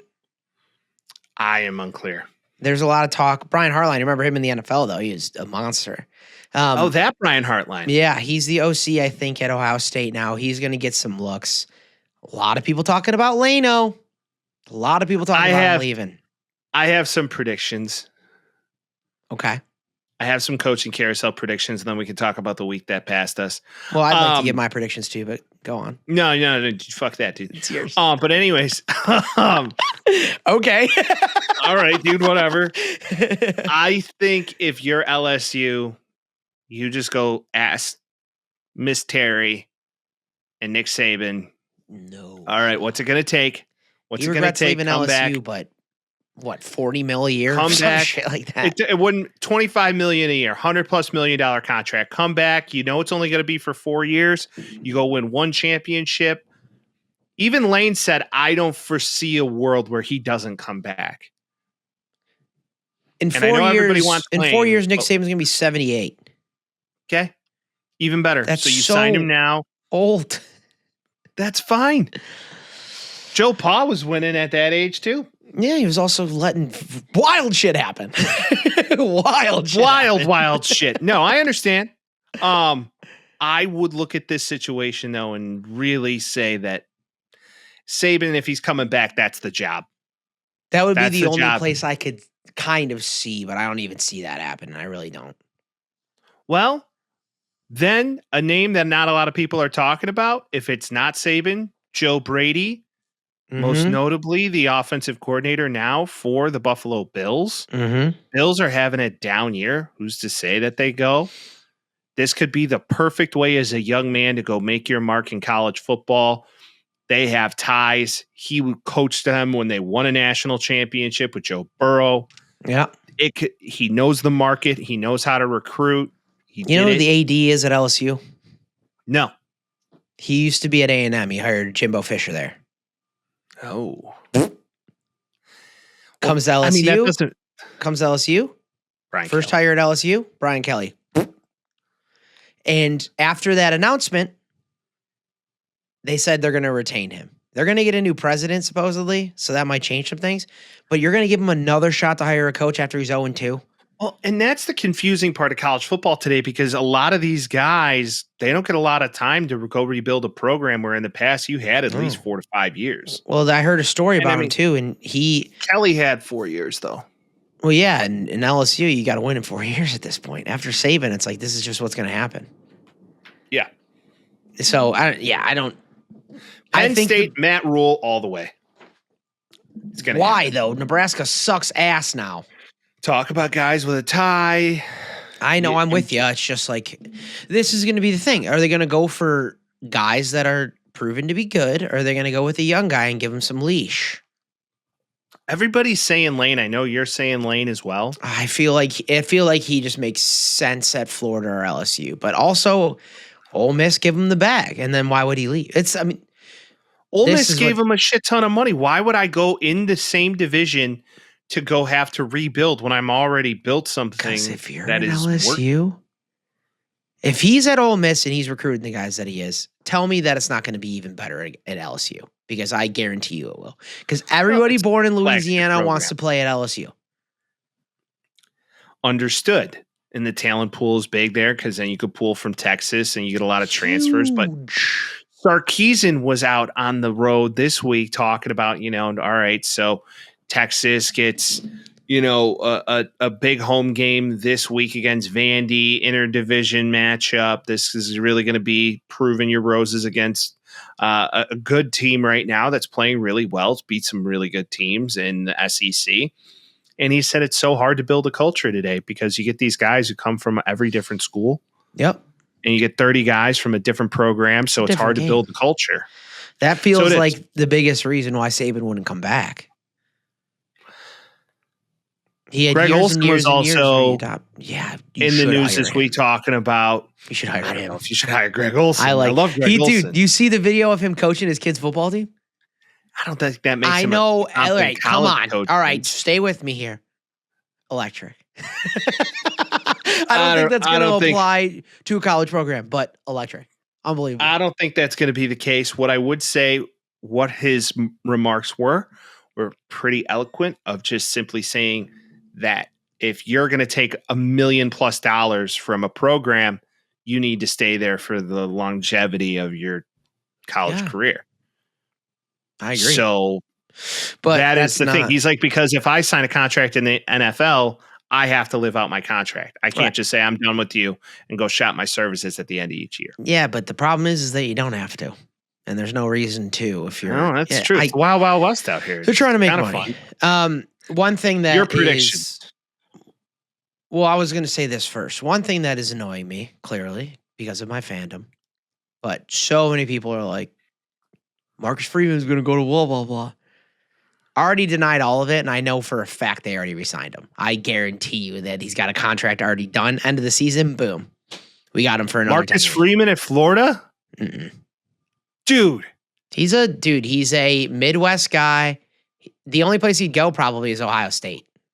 I don't think so. I think you're underestimating that. Well, they tried interviewing him, and he said, "Fuck off." No, he already said he wouldn't go. He already told him he's not going to get interviewed by him. Okay. He denied Penn State, LSU, and Florida already. For now. I just don't know why. Why would he leave? When they don't make the playoffs this year, and he's got weeks on end of just pulling his putt, he's not going to go take interviews. This is unbelievable copium coming from you, not making the playoffs. Why would they not? I'm not saying. Why would they not make the playoffs? Because they're not going to. Give me their 2 losses and tell me why they're not valuable. Okay. If you believe they're going to make the playoff, God bless you. If they go undefeated the rest of the year, they just will. It's not even a question. Well, yeah, because they got the Hanley School for the Blind, and then they got Boston College. Yep. They're ranked 12th right now, which is always just insane to me. They end the year with 2 losses against 2 ranked playoff teams. They're in the playoff. Sorry to tell you. If USC runs the table, they're also potentially in this 12-team playoff. So yeah, because that L is against a very talented Notre Dame team. Put that. Tell me I'm right. I don't know, Vince. I don't think it's going to happen this year. Even if you do your first round and out. I mean, that's fine because I completely disagree with you. Of course. Yeah. Simply saying when you're on the couch and not playing in a national championship game, which you will not be this year. Okay. In my opinion, he will have time to go interview. And I think you would be silly not to. Nah, he already said he won't. So who knows? They were already going to interview him and they denied it. So it could happen. But Brian Kelly was legitimately on recruiting tours. Mm-hmm. Yeah, they're very similar, those two. He was on his staff. He was for sure. He was on his staff. I mean, he was birds for of sure. a feather, No, I think he's. What would your reaction be if Marcus Freeman it's announced, boom, he's going to LSU? Your immediate thoughts? I'd be like, what a dickhead, because everything he said is he doesn't want to do it. I would just think he's a dickhead. Well, nothing is more truthful than an NCAA coach on the bubble. You're right. Wholeheartedly. Nothing is more truthful. I'm already pretty confident they have a contract signed, sealed, delivered, and he's going to be there for years. Huh? That's what it feels like. Kurt Cignetti got one. Kurt Cignetti got one. He signed a big old extension. Right, it's the same thing. He comes from JMU, he goes to Indiana, and he's like, it's enough with this. I'm staying in Indiana. He's not leaving. He said very recently in a presser that the 2 conferences any coach would want to go to are the 2 biggest. And when you think of those, what are they? SEC, Big Ten, and Big Ten. Yep. So he goes, if you can make it there and you can win there, why would I leave? Doesn't make any sense. Don't blame him. Yep, right. I agree with him. Indiana's ranked 2 right now, by the way. They are the second best team in the nation, in my opinion. I don't think that's fugazi at all. Well, they've ran through the hardest part of their schedule and just don't lose. I just hate the people floating around the Prime name right now. The what? Prime. Mm-hmm. Whatever. I mean, you're going to get that anyway. A lot of people are probably saying like, oh, what if Bill Belichick leaves NC and goes LSU? And you're like, why would they want him? I truly do believe that Saban has a real shot to go back to LSU. Florida, to me, everybody's saying Lane, but Lane's also. Lane. You think so? I think it is. Yeah. It makes sense. Lane in Gainesville I could just say it. It just makes sense to me. Speaking of Lane, and maybe one of my favorite head coaches, somebody said he's the most bro head coach of the generation, which I think is like the greatest thing ever because he actively talks shit to players after games. Yeah. What I loved about this Ole Miss versus Oklahoma game, which, by the way, was a close game for the majority of the game, but then Ole Miss just really figured it out in the fourth quarter, held OU to not one score in the fourth quarter and put technically up 9. It was a 1-score game by the end of it. Didn't feel technically like it was. Yeah. Venables came out, said he felt they were the better team. I'll get into that as well. Okay. But Lane on the field basically just told the players, like, what happened, bro? Like, what happened? Yeah. He said, you weren't going to hold us to another point for the rest of the game. That clearly didn't happen. Okay, then let's go. In the coming days, there is a press conference after the fact saying what Venables said, that OU, he thought had the better team, but they just couldn't pull it out. And Lane documented the past 4 times he's played Brent Venables and how he's beat them by more than double digits. So. He's a spiteful little minx. I love that guy. Just love him. Yeah, I do too. I love that he comes with facts, and I love that he will call it how it is. I think for people in our generation and younger specifically, he is like the people's champ. He's like, everybody I know loves him. all of like the hangover shit, like his whole thing with Ellis, or the whole thing at Tennessee, whole thing at USC, like all of that's just funny. And all of, like, what is it, Florida Atlantic he was at? He was the FAU, yeah. He's one of a kind. And again, if he's winning, then it's great. And he's been coaching for a really long time now, man. Like he's not a new coach by any means. He's younger still, but he's in his early 50s. When you start coaching at 30, it's pretty impressive. Yeah. Young. Yeah. That's why I said younger, not young, because he's not. But, some of these coaches are freaking 65, 70, whatever it may be. Very true.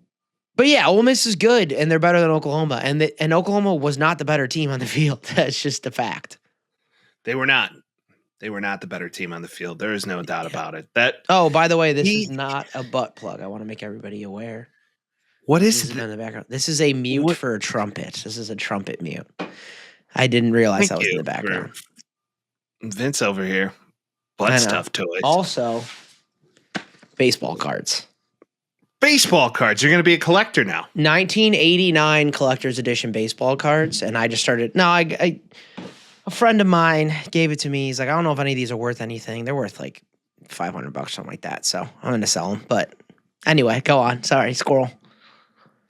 Total squirrel moment. I truly do believe that moving forward, Lane could be out of there. I hope he's not, because I think he's building something at Ole Miss, and they may have an opportunity to play in the playoff.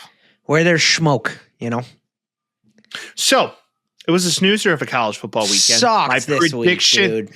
My predictions were not very good. Texas somehow came back to beat Mississippi State. Yeah, but not at the beginning, dude. It was like Mississippi State's going to win this handedly. Mississippi State was up 31-14 at the half. I know. And then Texas just somehow put up 3 touchdowns. That's what we call a molly-whopping. And the fourth quarter just came out of nowhere. Yep. Totally. I was mush all weekend in sports gambling.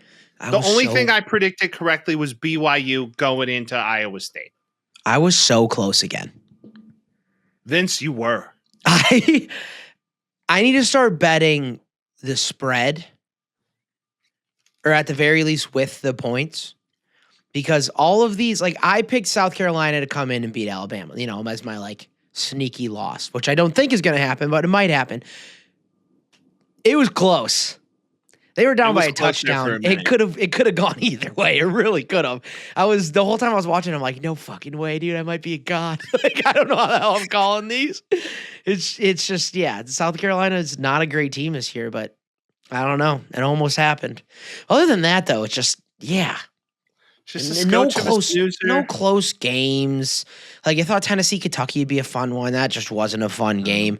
Louisville, Boston College was kind of fun, but Louisville beat them. Texas A&M smoked LSU. It's just, we're hitting that time. Virginia, UNC was fun, but we're hitting that time of the year where it's like a lot of those conference games are done until the end. They get rid of a lot of them in the beginning, and then they soften it up in the middle so they can come in and play in the conference later. That's what it feels like. Missouri, Vanderbilt, fun. Vanderbilt, good, maybe. Vanderbilt's looking good. We see Diego Pavia and Theo Vaughn on live this week. No, talking Diego about Pavia was on banging his mom. You think he was on Instagram Live or something like that? And he was, or like Twitch or something. He's like talking about the win or whatever. And then, oh no, he was on an interview with, I forgot who it was.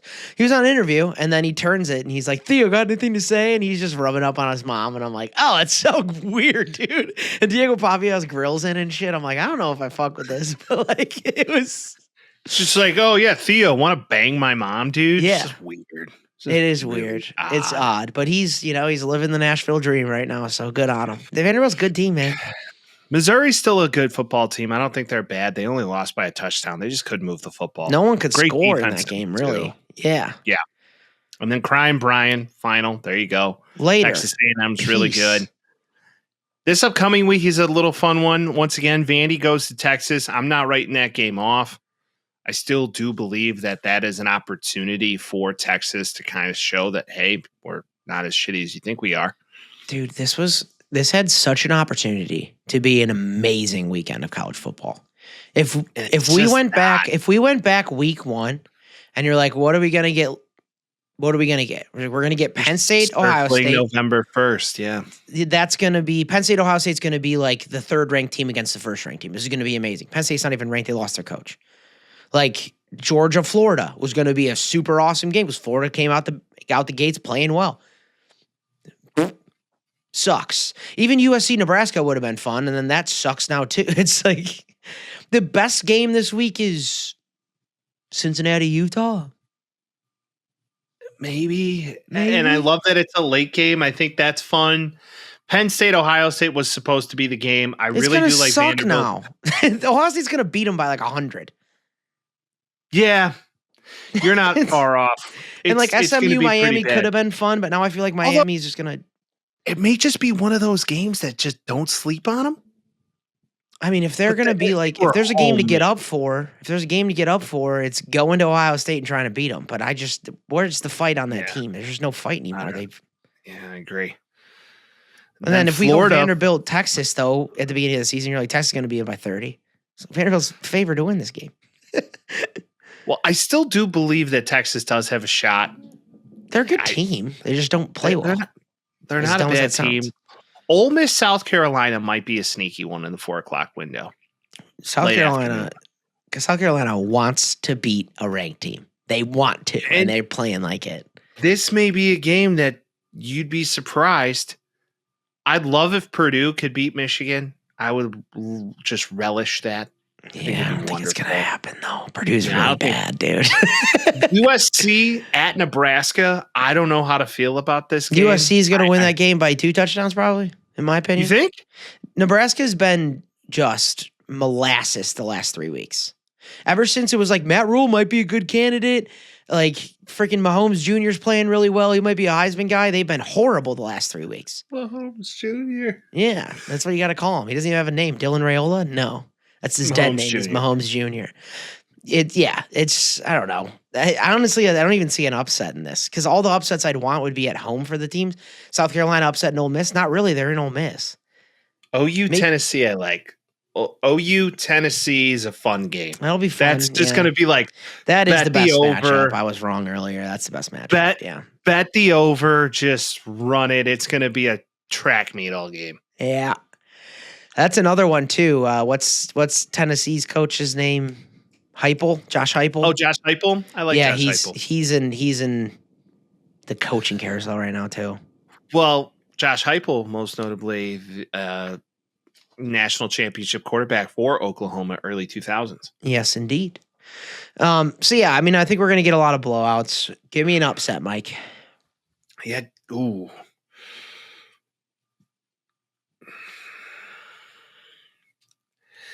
Just because they're so good at home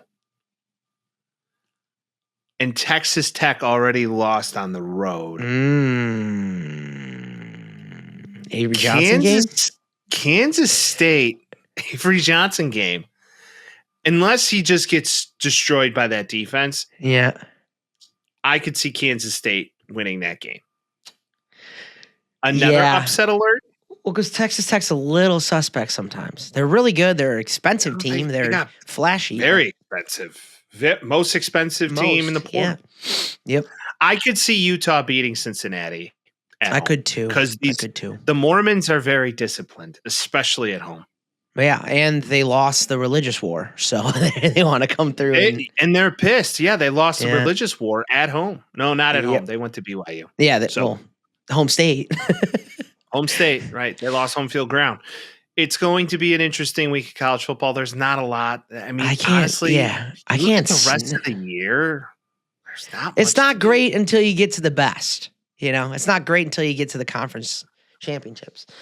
If I'm going upset alert, this is so gross. This is really gross. This is really gross. I want to put that out there. Again, no way it's going to happen, but if it happens, it might happen. That's what my picks are. I could see a snippy little coachless Florida team doing some shit against Georgia. Could see it. I could see a sneaky little move there. But other than that, like, they're still going to lose. But, like, they might be good with the points.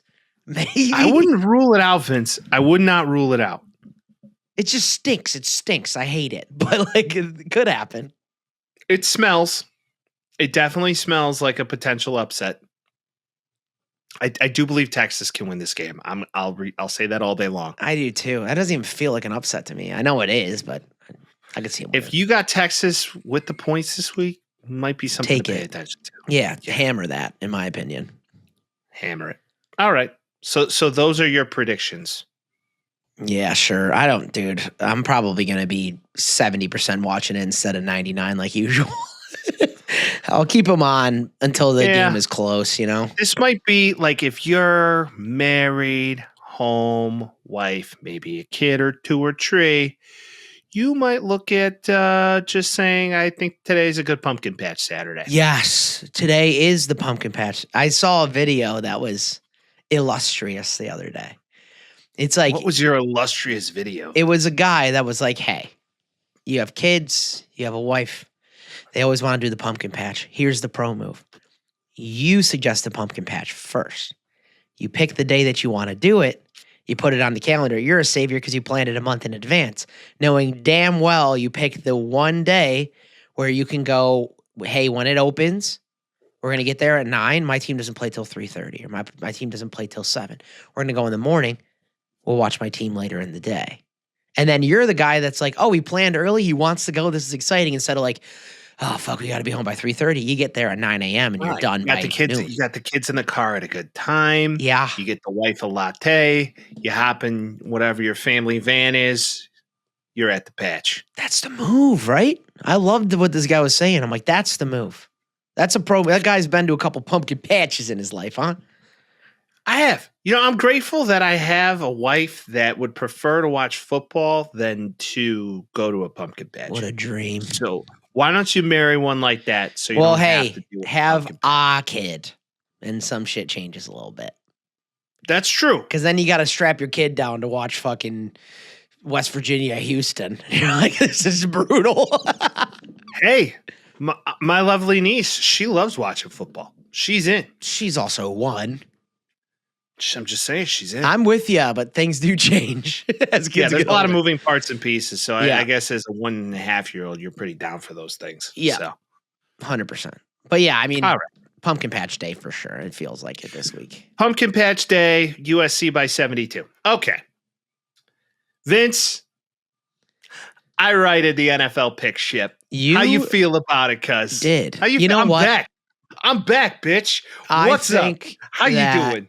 I think I would rather lose than make a deal with the devil. And that's what I did. How'd you do that? I mean, you're Packers Mike again. This guy came out of the womb like, oh, go Pack, go there. You see there, we have cheese on our heads and we love Jordan Love here. Love is love, baby. That's what I felt when I was counting all the games together. And guess what that is, Mike? Pure cope. Pure cope. It's every year. It happens every year. It's like, hey, Vince is going to get off to a lead. He's going to talk shit because that's just part of my DNA. And then it's just going to come around and bite him in the ass. And goddamn, we did it again. We did it again. We're back, baby. We're back. So let me update you on the yearlies. Let me update you on the yearlies here. All right, let's go. So Mikey Bones goes 11-2 last week, which, buddy. Yeah. Let me just... goddamn, what are you going to do? I'm a professional odds maker. We disagreed on 2 games, and I lost both of them. Good for me. Fucking 49ers, man. How the hell did you pick the Texans? I don't know. But that leaves us at 76-44 for your friend Mike here, and 74-46 for me. I'm down 2. I'd like to right the ship, but god damn it, don't know if I can. But I have a really important fact for you today, Mike. What's the facts? It's time. We do it every year. We do it in week 9 every year. Do you know what we're doing? Are we doing playoff predictions? We're picking our Super Bowl winners. We're picking our playoffs right now, Mike. And boy. god damn it if I don't feel confident at all. At all. I don't either. So let's run this shit. Let's run it. The last 2 years I picked the Ravens to win the Super Bowl, and spoiler alert, didn't happen. I'm not gonna pick them this year. I'm not gonna do it. So let's start off with the AFC Championship game, Mike. AFC Championship game? Yeah, we picked the championship games, we picked the Super Bowl, and then we picked the winner.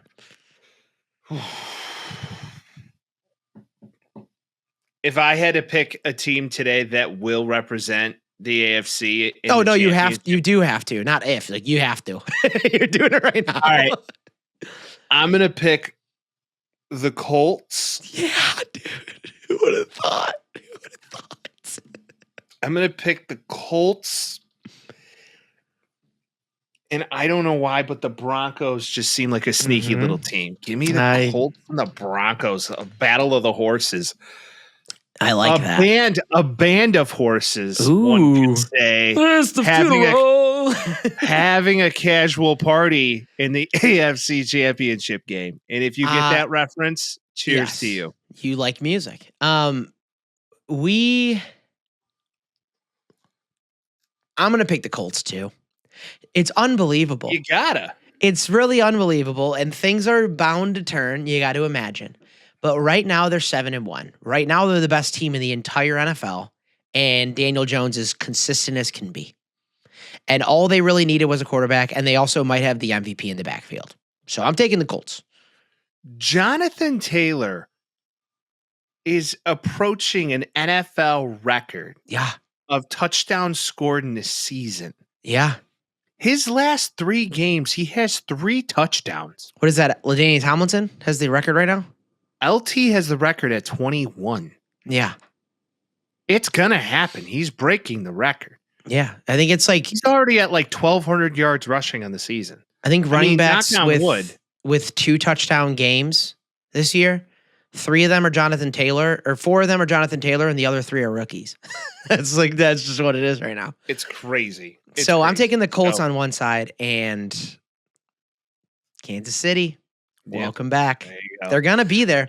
They looked so good this week. They love Rashee Rice. They played the Commanders. Let's pump the brakes a little bit. Yeah, where were the Commanders at the end of last year? Okay. 1 game away, bud. NFC Championship game.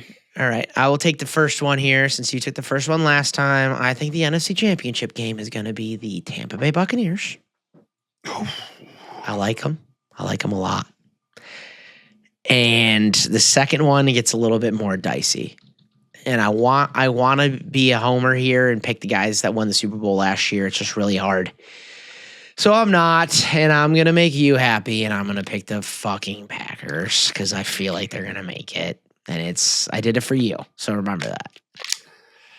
See, maybe you're just Packers Vince because don't do that. You can't switch it on me. No, everybody knows where it came from. No, dude, you're Packers Vince because I do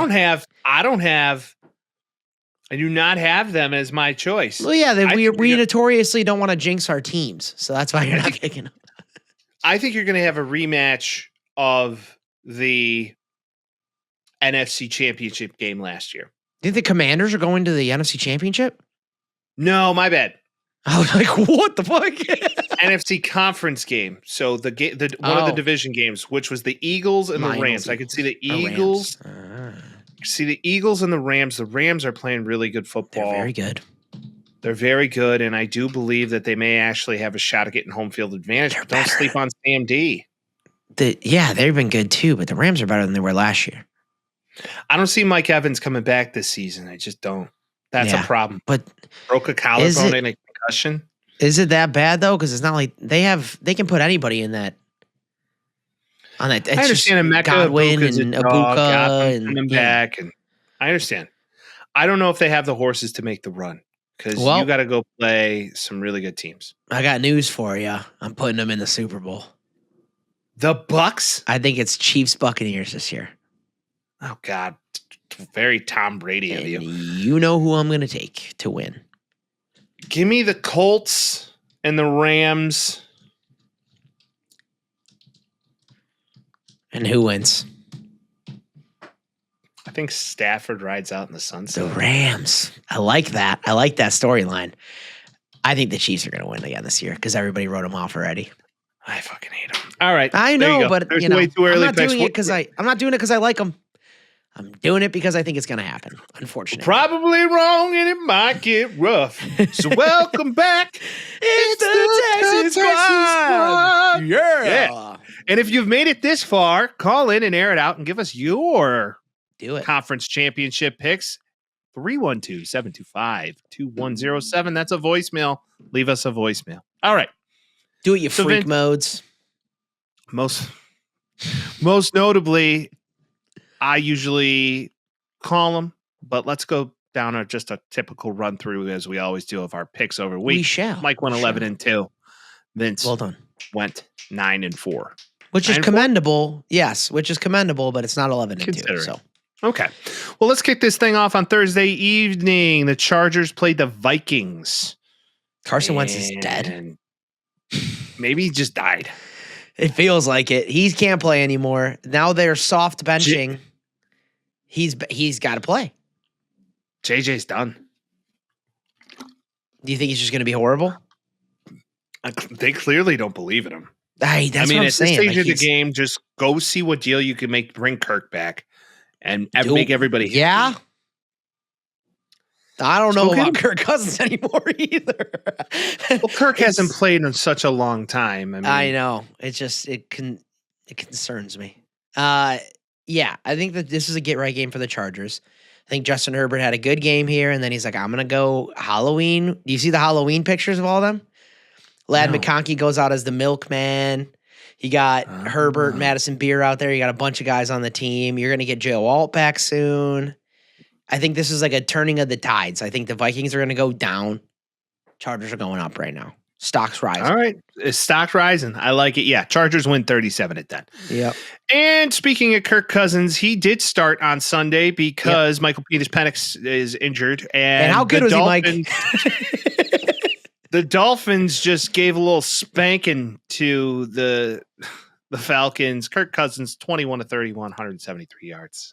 Atlanta Falcons, the most confusing team in the NFL? Tua, 4 touchdowns. Looked like Tua of old. Him and Jalen Waddle just doing like conference championships, SEC stuff at this dome. Yeah, they just need to get rid of Tyreek and they're fine. Dude, the Falcons this year, they lose to the Dolphins last week. They lose to the Niners the week before. They beat the Bills. Mhm. They beat the Commanders. They got destroyed by the Panthers. Beat the Vikings, and then almost beat the Buccaneers. Are they good? No, Are they bad? they're not good. Right, but they're not bad. I'm so confused by them. They can beat a good team and lose to a bad team equally. Dude, look at the Bengals. The Bengals just Yeah. lost to the Jets, and they beat the Steelers. So you never know in this league. It's I'm any just given Sunday. Truly, confused by they're the 3-4 in a tough division, and the Panthers are about to potentially gain a wild card spot. Kind of nuts. We'll see. But yeah, Dolphins, this was just like hey, we need one more game where we're really good, and then, whatever. They suck. Yep. AFC East is the worst division in the NFL. It's pretty bad. It's pretty bad. It's bad. But yeah, the Dolphins, I guess Mike McDaniel saves his seat for another week, but Yeah. we'll get into Whatever. the future We'll see. picks here. The Chicago Bears most notably went into Maryland, aka Baltimore, to play a Lamar Jackson-less Ravens, and I mushed them. I told you that Snoop Huntley's better. I told you that he's decent. No, dude, I bet the Bears like a fucking idiot. Oh, and what the fuck? Why'd you do that? I mushed them. Dude, we have a collective here. We've talked Yeah, about I should have listened and taken my own This is advice. your fault, dude. It's totally my fault. It's I'll no. take full blame. Yeah, I fucked up. no. Yeah, I know. Oh, no. I know, man. That was a bad game. That was a sloppy, gross game. A shit bag of a game. Caleb Yeah. Williams, 25 of 38, 285 yards, 1 interception. Couldn't get the ground game going. The Team's Ravens so get confusing. Ravens get Roquan back.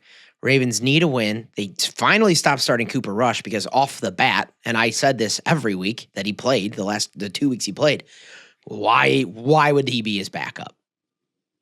That's like LeBron's backup being like a fat center. Like, that doesn't make any sense. He's not going to play like him at all. Yeah, no It's- Kyler Gordon for the Bears. Yeah.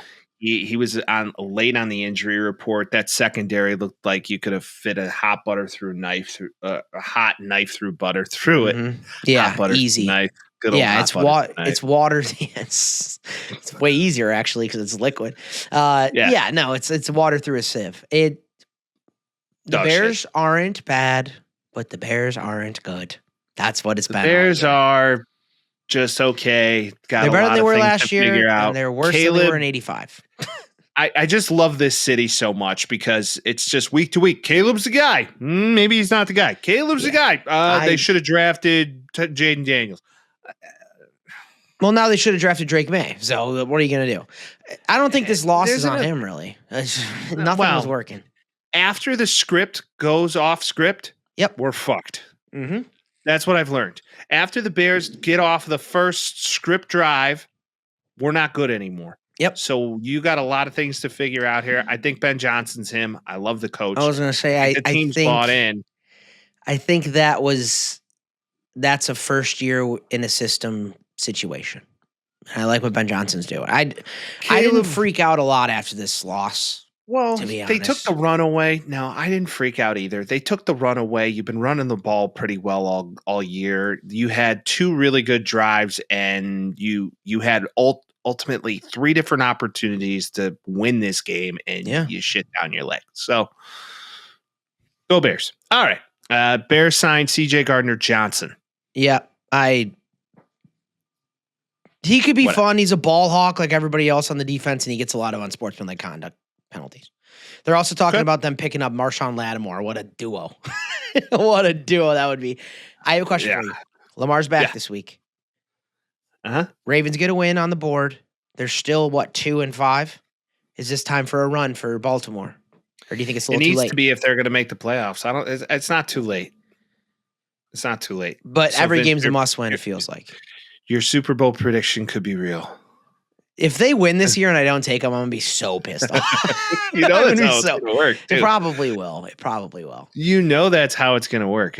I think the Jets are going to win the Super Bowl, Mike. Do you? I don't. After that game. I sure as hell don't. What the hell was that game, dude? That was the most exciting one. That was the Breece Hall show, dude. In the second half, or in the second quarter and then the second half. It was just... It's a Breece Hall show.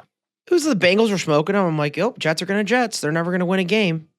And then you tune in at the end of the second quarter. You're like, a little bit of comeback. That's kind of cute. 23 points in the fourth quarter. Breece Hall goes crazy. Exploded. Yep. It was all, and Justin Fields played well to his limits, exactly the way that he needed to. The Bengals shouldn't have lost that game. They gave it away. Straight up. Flacco wasn't that bad. I don't know why the fuck Samaje Perine's your leading rusher, but whatever. That's a whole different conversation because Chase Brown had a good game too. It just, the defense. Hey, guess what? Bengals defense sucks. Hey, and guess who plays them this week? The Bears. All right. Yep. There's that one. All right. The Bills smoke the Panthers as they should have. Yeah, that's a get-right game. That was a get-right game for them going into Charlotte. They clearly win a big one. And from there, James Cook, I think, just spazzed. Yeah. So there was any He's good. thought process. Yeah. Pretty good Khalil at football. Shakir had a week too. Yeah. It was a definite weird game. Bryce didn't start. So yeah. Well, it was Dalton. No right? Bryce. Yeah. So the Red Rifle came back and gave Buffalo their get right game. Go figure. Okay. First L on the board for me, buddy. Yeah, Vince didn't pick this one right. Houston, Texas, come home, and C.J. Stroud looked like C.J. Stroud. And shout out to Woody Marks, a.k.a. Jaquavius Marks. He's dogging right now for the Texans. Yeah, he's good. This is the year of rookies just coming out and doing it. Hey, Mac Jones. Still Mac Jones. Mac Jones is Mac Jones. Niners still Mac look Jones. He's going to Mac. Mac Jones. Mac is going to Mac. Mac is I don't know. The 49ers are the West Coast Falcons in my head. They're way better than them. They have an opposite record, but it's like, are they good? Are they not? Who knows? I do believe once you get Purdy back, you have an opportunity to win this division. But stay healthy. Yeah, it's just stay healthy. They're always injured. It's bad. Texans win 26-15. All right. Patriots. Drake May is really good at football. He's good, man. And Vrabel's a good coach. McDaniels is a good OC. Like, they're good. Travion Henderson, blowout game, 10 carries, 75 yards. Finally. Probably Why a haven't you been touchdown next leaning week. on him? Yeah. Keishon Boutte, Stephon Diggs touchdown game. Yeah. Hunter Henry touchdown game. 2 picks for that defense. I mean, Dylan G, not very good. People are pushing Stefanski to start Shador. Shador. It's going to happen. A lot. No. No, I think Stefanski's going to stick with what he likes because why would he not? And then even if he's going to get fired, it's the Browns' fault. It's not his fault. So he's fine. He's in a great spot. Don't forget, pushed out Baker Mayfield. Baker Mayfield went out to do great. Yes, indeed. Okay. Took a while, but yes, indeed. Yes. The Eagles looked like they had a battle on their hands against the New York Giants, and then Cam Scadaboo's leg fell off. Dude, that was sad. But you also kind of, we've been saying it every week. Good time, not a long time. It's like, dude. He's going to come back, but that's not how your foot should sit on your leg. I was going to say, it doesn't look like he should come back, but he probably will because he's Cam Scadaboo. Correct. See where you hear what Big Dom did? Big Dom visited him and brought him a beef sandwich. Went to the hospital, brought him a Philly cheesesteak. Yeah, he brought him a beef sandwich. He had pizza. I think that's such a cool, I think he's a good guy. Very greaseball thing to do. Yes, but it is. Just very, very gangster of Big Dom. I think. Hey, sorry to see your ankle broke. Here's a slice of pie and a Philly cheese. I brought you a Philly cheese. I hope you get better soon. Let's eat together. You want a slice? I respect it. Yep. But yeah, okay. Giants lose in the second matchup of them. Saints are bad. Bucks are good. Yeah. Saints are pretty bad. Bucks are a little hurt right now. Sean Tucker, leading rusher in this game. And Tyler Shuck in. Spencer Tyler Rat Shuck out. is in. The Rat Pack is out. Yep. You knew that was coming after they drafted Tyler Shuck in the fucking second round. You were like, what? I know. Who knows, man? The Saints are a weird little team. Yeah, it's not looking good for the Saints. Kellen Moore is just tanking this year to seemingly draft a quarterback in a quarterbackless draft. So I don't know. Who knows? We've seen weirder. Yes, it's very true. In the same vein, the Colts are good and the Titans are bad. Cam Ward's just getting hit every play. Yeah, he can't do anything. I do like the way that he's going about the media and stuff like that. People are like, you're bad. He's like, yeah, we are. He's not even. He's just like, it is what it is. He's realistic. He's funny at least. A guy scored a touchdown this week with the most dog name of all time. Are you ready? Mm-hmm. Gunnar Helm. Yep. Gunnar. I'm like, okay, what Caucasians? What are we doing? Yeah, he used to bite kids in elementary school. Kid. No, he used to bite kids in elementary school. There's no way he didn't. You think he was a biter? Feels like it. He was on the helm at least. I knew families, their dog name was Gunner. Mm-hmm. Now somebody, once again, no, there's a lot of Gunners out there. There's a lot of Gunners out there. Where? In the South, a lot. How about you want to try out the best player on the fucking Orioles right now? Oh, yeah. There's a lot of Gunners out there. Come on, Gunner. All right, buddy. Come on now. Gunner. Come on now, Gun. Yep. Mm-hmm. Yep. Colts win 38-14. And Jonathan Taylor, ready for the stat line? Yep. 12 carries, 153 yards, 2 touchdowns. It's unbelievable. He's so good. Oh, you just need to get back from the injury. 2 receptions, 21 yards, and a touchdown as well. So Three's company. Doing it every way. Just congrats. Dog. Daniel Jones, not bad. Good game manager. Good for him. Daniel Jones can do it. And Michael Pittman, by the way, what a catch. What a catch. I think all of them on that offense are like, thank God I can finally get the ball a little bit. It's just nice. Right. All right. Cowboys. They've been so explosive the last 3-4 weeks that you kind of expected like a regression. The Broncos are the best defense in the NFL, if not top 3. And the Cowboys have a horrible defense.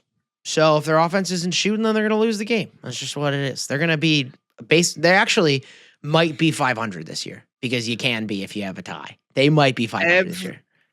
Everybody on this team who could have scored, but the people who should have scored.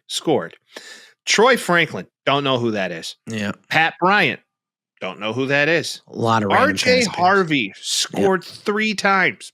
Don't know who that is. Mm-hmm. Cortland Sutton, where you at, bud? in comparison to all this shit. Fantasy managers, you just got destroyed. No, this I got week. boned this week. I have him on my team. I got boned this week. Absolute boned. The Cowboys aren't very good, and Everflush is showing that he's just a horrible defensive coordinator. He's so bad. He's not good at coaching. You want to know who sucks? You want to know whose defense sucked too? Was the Colts before he got hired by the Bears. So I don't understand why that happened. It still doesn't make sense to me. So the Bears are going to bear. Ben Johnson's the smartest hire they've had in a minute. So Broncos win 44-24, and once again could be the team playing in the AFC Championship game. Wouldn't be surprised. Would not be surprised. All right. So the Packers. Yeah, good for you. They went to Pittsburgh and just the most awful looking jerseys I've ever seen in my life. Gross. They looked like mustard. It was horrible. Yeah. Mustard. It's like those old throwbacks. When the Bears wore them too, I was just like, ugh. Yeah. No thanks. Is Josh Jacobs getting old? He's definitely banged up. And he did not look good. Well, yeah, and I think he's either doubtful this week or I think he has got an injury that he's dealing with. But I wouldn't say he's getting old because other than that, like he's had quite a year. But this week it was just like, hey, we need to get him on a snap count a little bit, I think. My biggest takeaway is, one, Aaron Rodgers mildly showed up but didn't show up, and two, Tucker Kraft's the best tight end in the league. Tucker Kraft looks like better than prime Travis Kelce. That's what I'm saying. 7 receptions, 143 yards, 2 touchdowns. This ain't the first time this year that he's went Super Saiyan. It's nuts. Aaron Rodgers, okay. Yeah, Pack wins 35-25. Yeah, Steelers might have a winning record this year, maybe. I'm mad with that. Yeah, I just think it's time for Rodgers. He looks like a shell of himself. Yep. And then the Commanders with Marcus Mariota at the helm go into Arrowhead and just don't look good at all. Palpatine's back. Palpatine's back. The big bad wolf's back. It just is. It is what it is. A bunch of people are going to say, it's like, oh, well, the Commanders. Basically, yeah. She's like Queen Amidala or whatever the hell. No, that's a horrible, horrible comparison. But regardless, she's the queen in the prequels, in the first 3. Oh, yeah. Pretty lady with the weird makeup on. Yeah. There you go. Who was that? Not Natalie Portman, the other one. I don't know. I don't watch Star Wars. Either way, Keira Knightley? I don't know, dude. Either way, it just feels like having some people to throw to and Kelce seemingly turning it around this year and turning it up. The Chiefs are good again. They're 5-3. Everybody's writing them off. Now they have shit to, get them going. I just, they're going to win again. They're just going to win the Super Bowl. Rashid Rice, 9 receptions, 93 yards, 1 touchdown. Is he faster on the streets or on the field? One could say he might be faster on the streets. Some people are asking. Well, there you have it. There's where the boys picks this week. Mike went 11-2. So yeah, congrats. You better keep it up. You better keep it up. All right, we go into week 9. Are you picking this week or am I? You pick first this week, and you read off the picks, and I pick second. All right, people, we're halfway through the NFL season. Can you believe it? Yes, we made our Super Bowl picks. Happy Halloween, you spooky picks. All right. Everybody watch Die Hard. It's a Halloween movie. No, if anything, watch Hocus Pocus and go ahead and watch Nightmare Before Christmas. The Night Before Christmas, so you can get ready for Christmas. It's a Halloween movie, right? It's a Christmas movie, yeah. All right, week 9. We kick this week off on a Thursday, the day this episode drops, and when you'll be listening to this, the Ravens are going to Florida on a Thursday night game to play the Dolphins. And Lamar is, in fact, back this week. Speculation. They might lose a draft pick because they just totally reported it wrong on purpose. Didn't matter. But Ravens, Dolphins, give me the Ravens. Yeah, I mean, it's easy. No question. Cool. All right, now we jump into the Sunday window. We no longer have a doubleheader on a Thursday. Thank the Lord. Thank God. Suck. Stupid. Yeah, it's pretty dumb. Sunday morning, we kick this off. Mike is only an hour behind events now. It's going to be great. Congrats. Oh, yeah, that's this weekend, huh? Yeah. So you guys turn the clocks forward. I turn. Yeah, I it don't gets move at darker all. earlier, so yeah, turn the clocks forward. Fall. Wait, no, Oh, it's fall forward, spring back. Oh yeah, that's right. Right? So you get an extra hour of sleep. Yeah, you get an extra hour of sleep, babe. No, I'm just gonna have an extra hour of Halloween festivities. Ah, very spooky. Ooh, All right. never guess who I Any dress up hoodle. as. It's Tony Soprano. All right, come on. Speaking of Jersey, So easy. the 49ers go to the Meadowlands to play the Giants. Give me the fucking 49ers. Yeah, it's a pretty simple chalk pick. I'm with you. Yeah. Next Although, one is 2. That defense is dogging for the Giants right now. The Chargers go to Tennessee and go have a honky tonk and just destroy the Titans. Yep. So yeah, give me the Chargers. Agreed. I think this one's the same pick too, unfortunately. NFC North, this is a battle usually, but not this week. The Vikings go to Detroit to play the Lions. I don't see a situation with a quarterbackless Vikings that the Lions do not just absolutely mop the floors up with them. Give me the Lions. Yep. Same, unfortunately. Any parity this week? Who knows? Not much. The Falcons with Kirk Cousins go to Boston, kid, and play the Patriots. Yep. Think I'll go to Boston. Think I'll find a new life. The Patriots Augustana are definitely found a new life. Think I'm going to I think I'm taking the Patriots. Sorry about the weather. All right. Give me the Pats. All right. Yeah. The Colts go play the Steelers. Steelers are going to be a little pissed. I still think the Colts win. I can't pick against them. Give me the Colts. I was scared you were going to do it because I think this is I think I'm going to go 2 weeks in a row where I'm like, they have to win one. The Colts have to lose another game. They are not a one-loss team the rest of the year. I'm going to take the Steelers here. I'll take the Steelers. Do it. Give me them. Yeah. Do it. Done. Steelers are mine. This next game is very interesting, and a lot of people might say, "Are you serious, Mike?" And I don't know if it is. Dead serious. Yeah. The Broncos and the Texans, two of the best defenses in all of the AFC, face off. But the Texans have been interdivision poopy rivalry. defensively until last week. No, they haven't. Yeah, they they're have. actually okay. Well, Look at the Bo advanced Nix metrics. has They've been bad. number one scoring defense in the NFL. That doesn't mean they're a good defense, though. That just means that they take the ball away. That's pretty exciting stuff. And It's Bo Nix, exciting. Is it good, though? Bo Nix pass under rush is- pressure is not very good. I agree. I have a sneaky suspicion Broncos Texans. Give me the Texans at home Okay. once again. I like it. I just know that their pass rush sucks butts, and they rely a lot on turnovers. And there's another team like that plays in Chicago, and when they don't get turnovers, they look bad. Speaking of, Who you picking? Who you picking, Vince? oh, Broncos, easy. Oh, okay. Easy. Bears go to Cincinnati against a team that plays usually very well at home. Yeah, I'm Joe not Flacco very get high right on the game. Bears. Yeah, Joe Flacco's getting right. Give me the Bengals winning this game. Bengals. Easy. Bengals. Panthers go to the Packers. No Bryce Young. Give me the Packers. Yeah, Be a Andy little Dalton's played in spanking. Lambeau enough in his life to know he's going to lose that game. It's going to be a little spanking. Yeah. The Saints go to LA to play the Rams. Give Yeah. me the Rams. I've never seen a Saint go west to get murdered, but we're about to see that today. Or this week. They do come marching in. The Jaguars go to Vegas. Interdivision matchup. The Jaguars win because the Raiders are poopy. They're not in the same division. Oh, my bad. Conference. I was like, that would be crazy, dude. Like two sides of the U.S. Yes. Yeah, Jaguars are winning this game pretty. Think so? The All right. Yeah, the Raiders suck.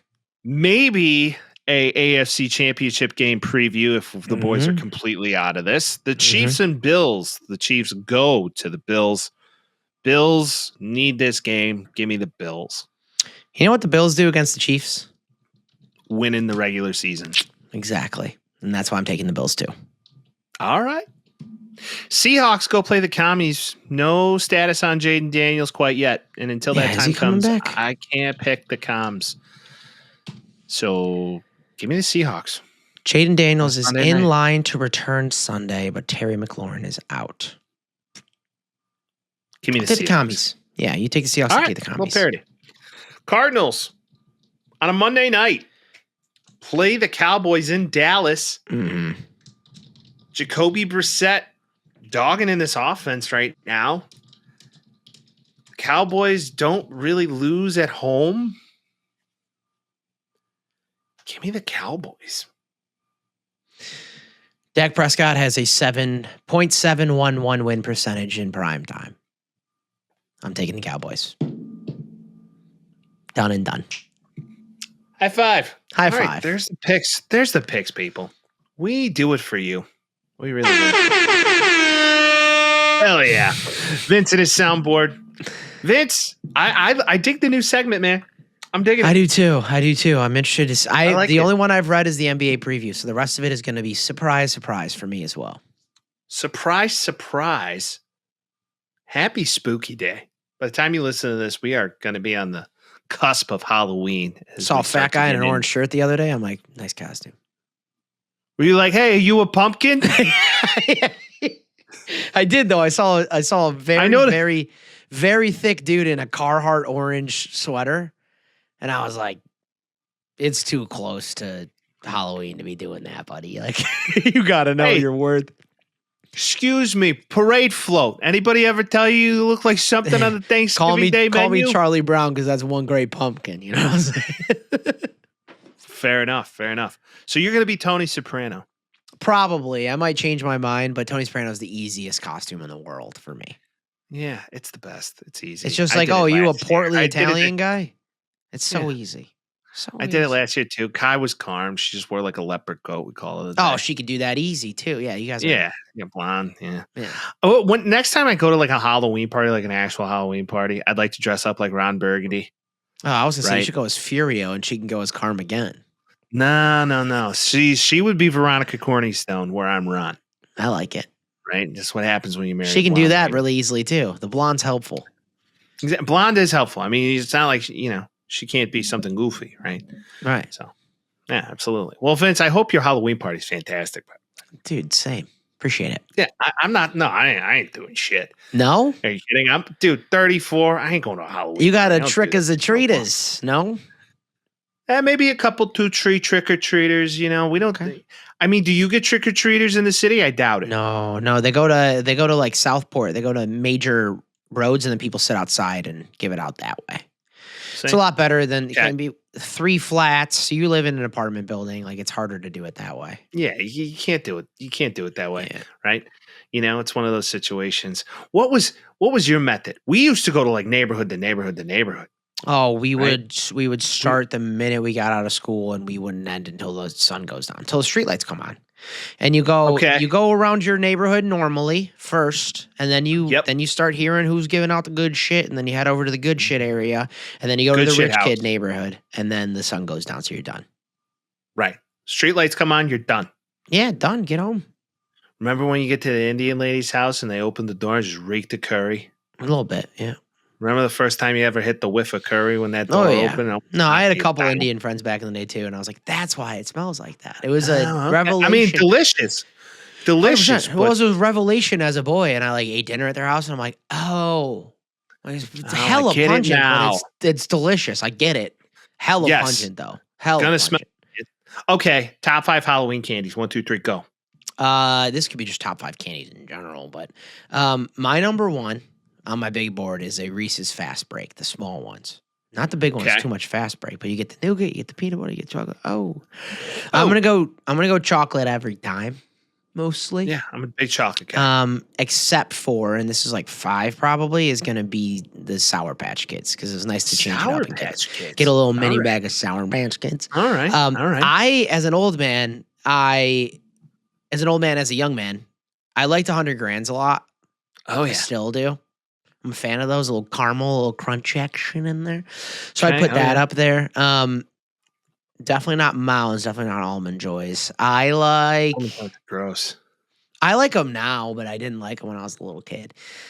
This gets tough now. I mean, like, I like all the Reese's because Reese's is the bomb. Peanut butter and chocolate's just a combination. You just got to get the cups. It's just the most, it's like Jordan and Pippen. You got to get the cups. And I'm definitely leaving some out here, but my last one will probably be...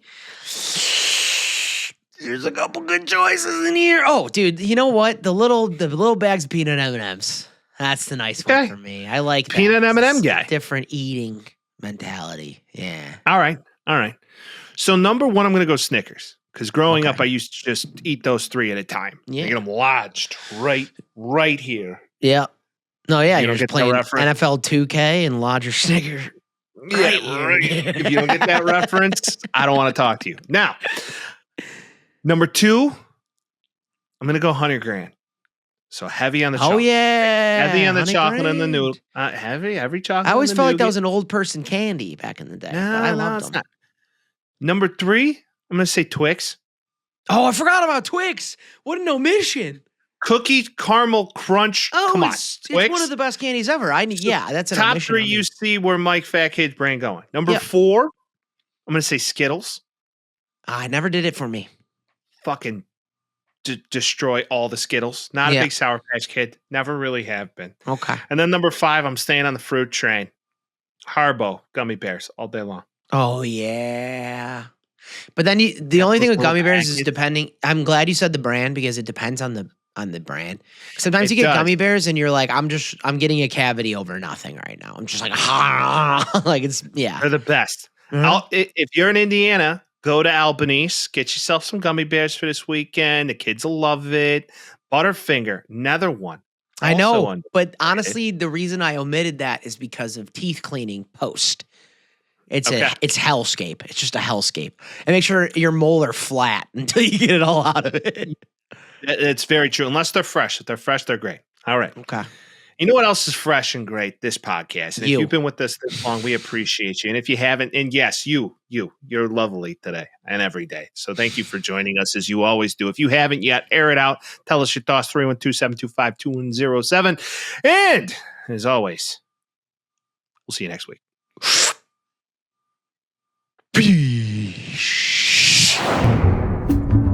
Talking tales with Mike and Vince. Oh, you know. Jazzy beats while we dispense. Yeah, you know.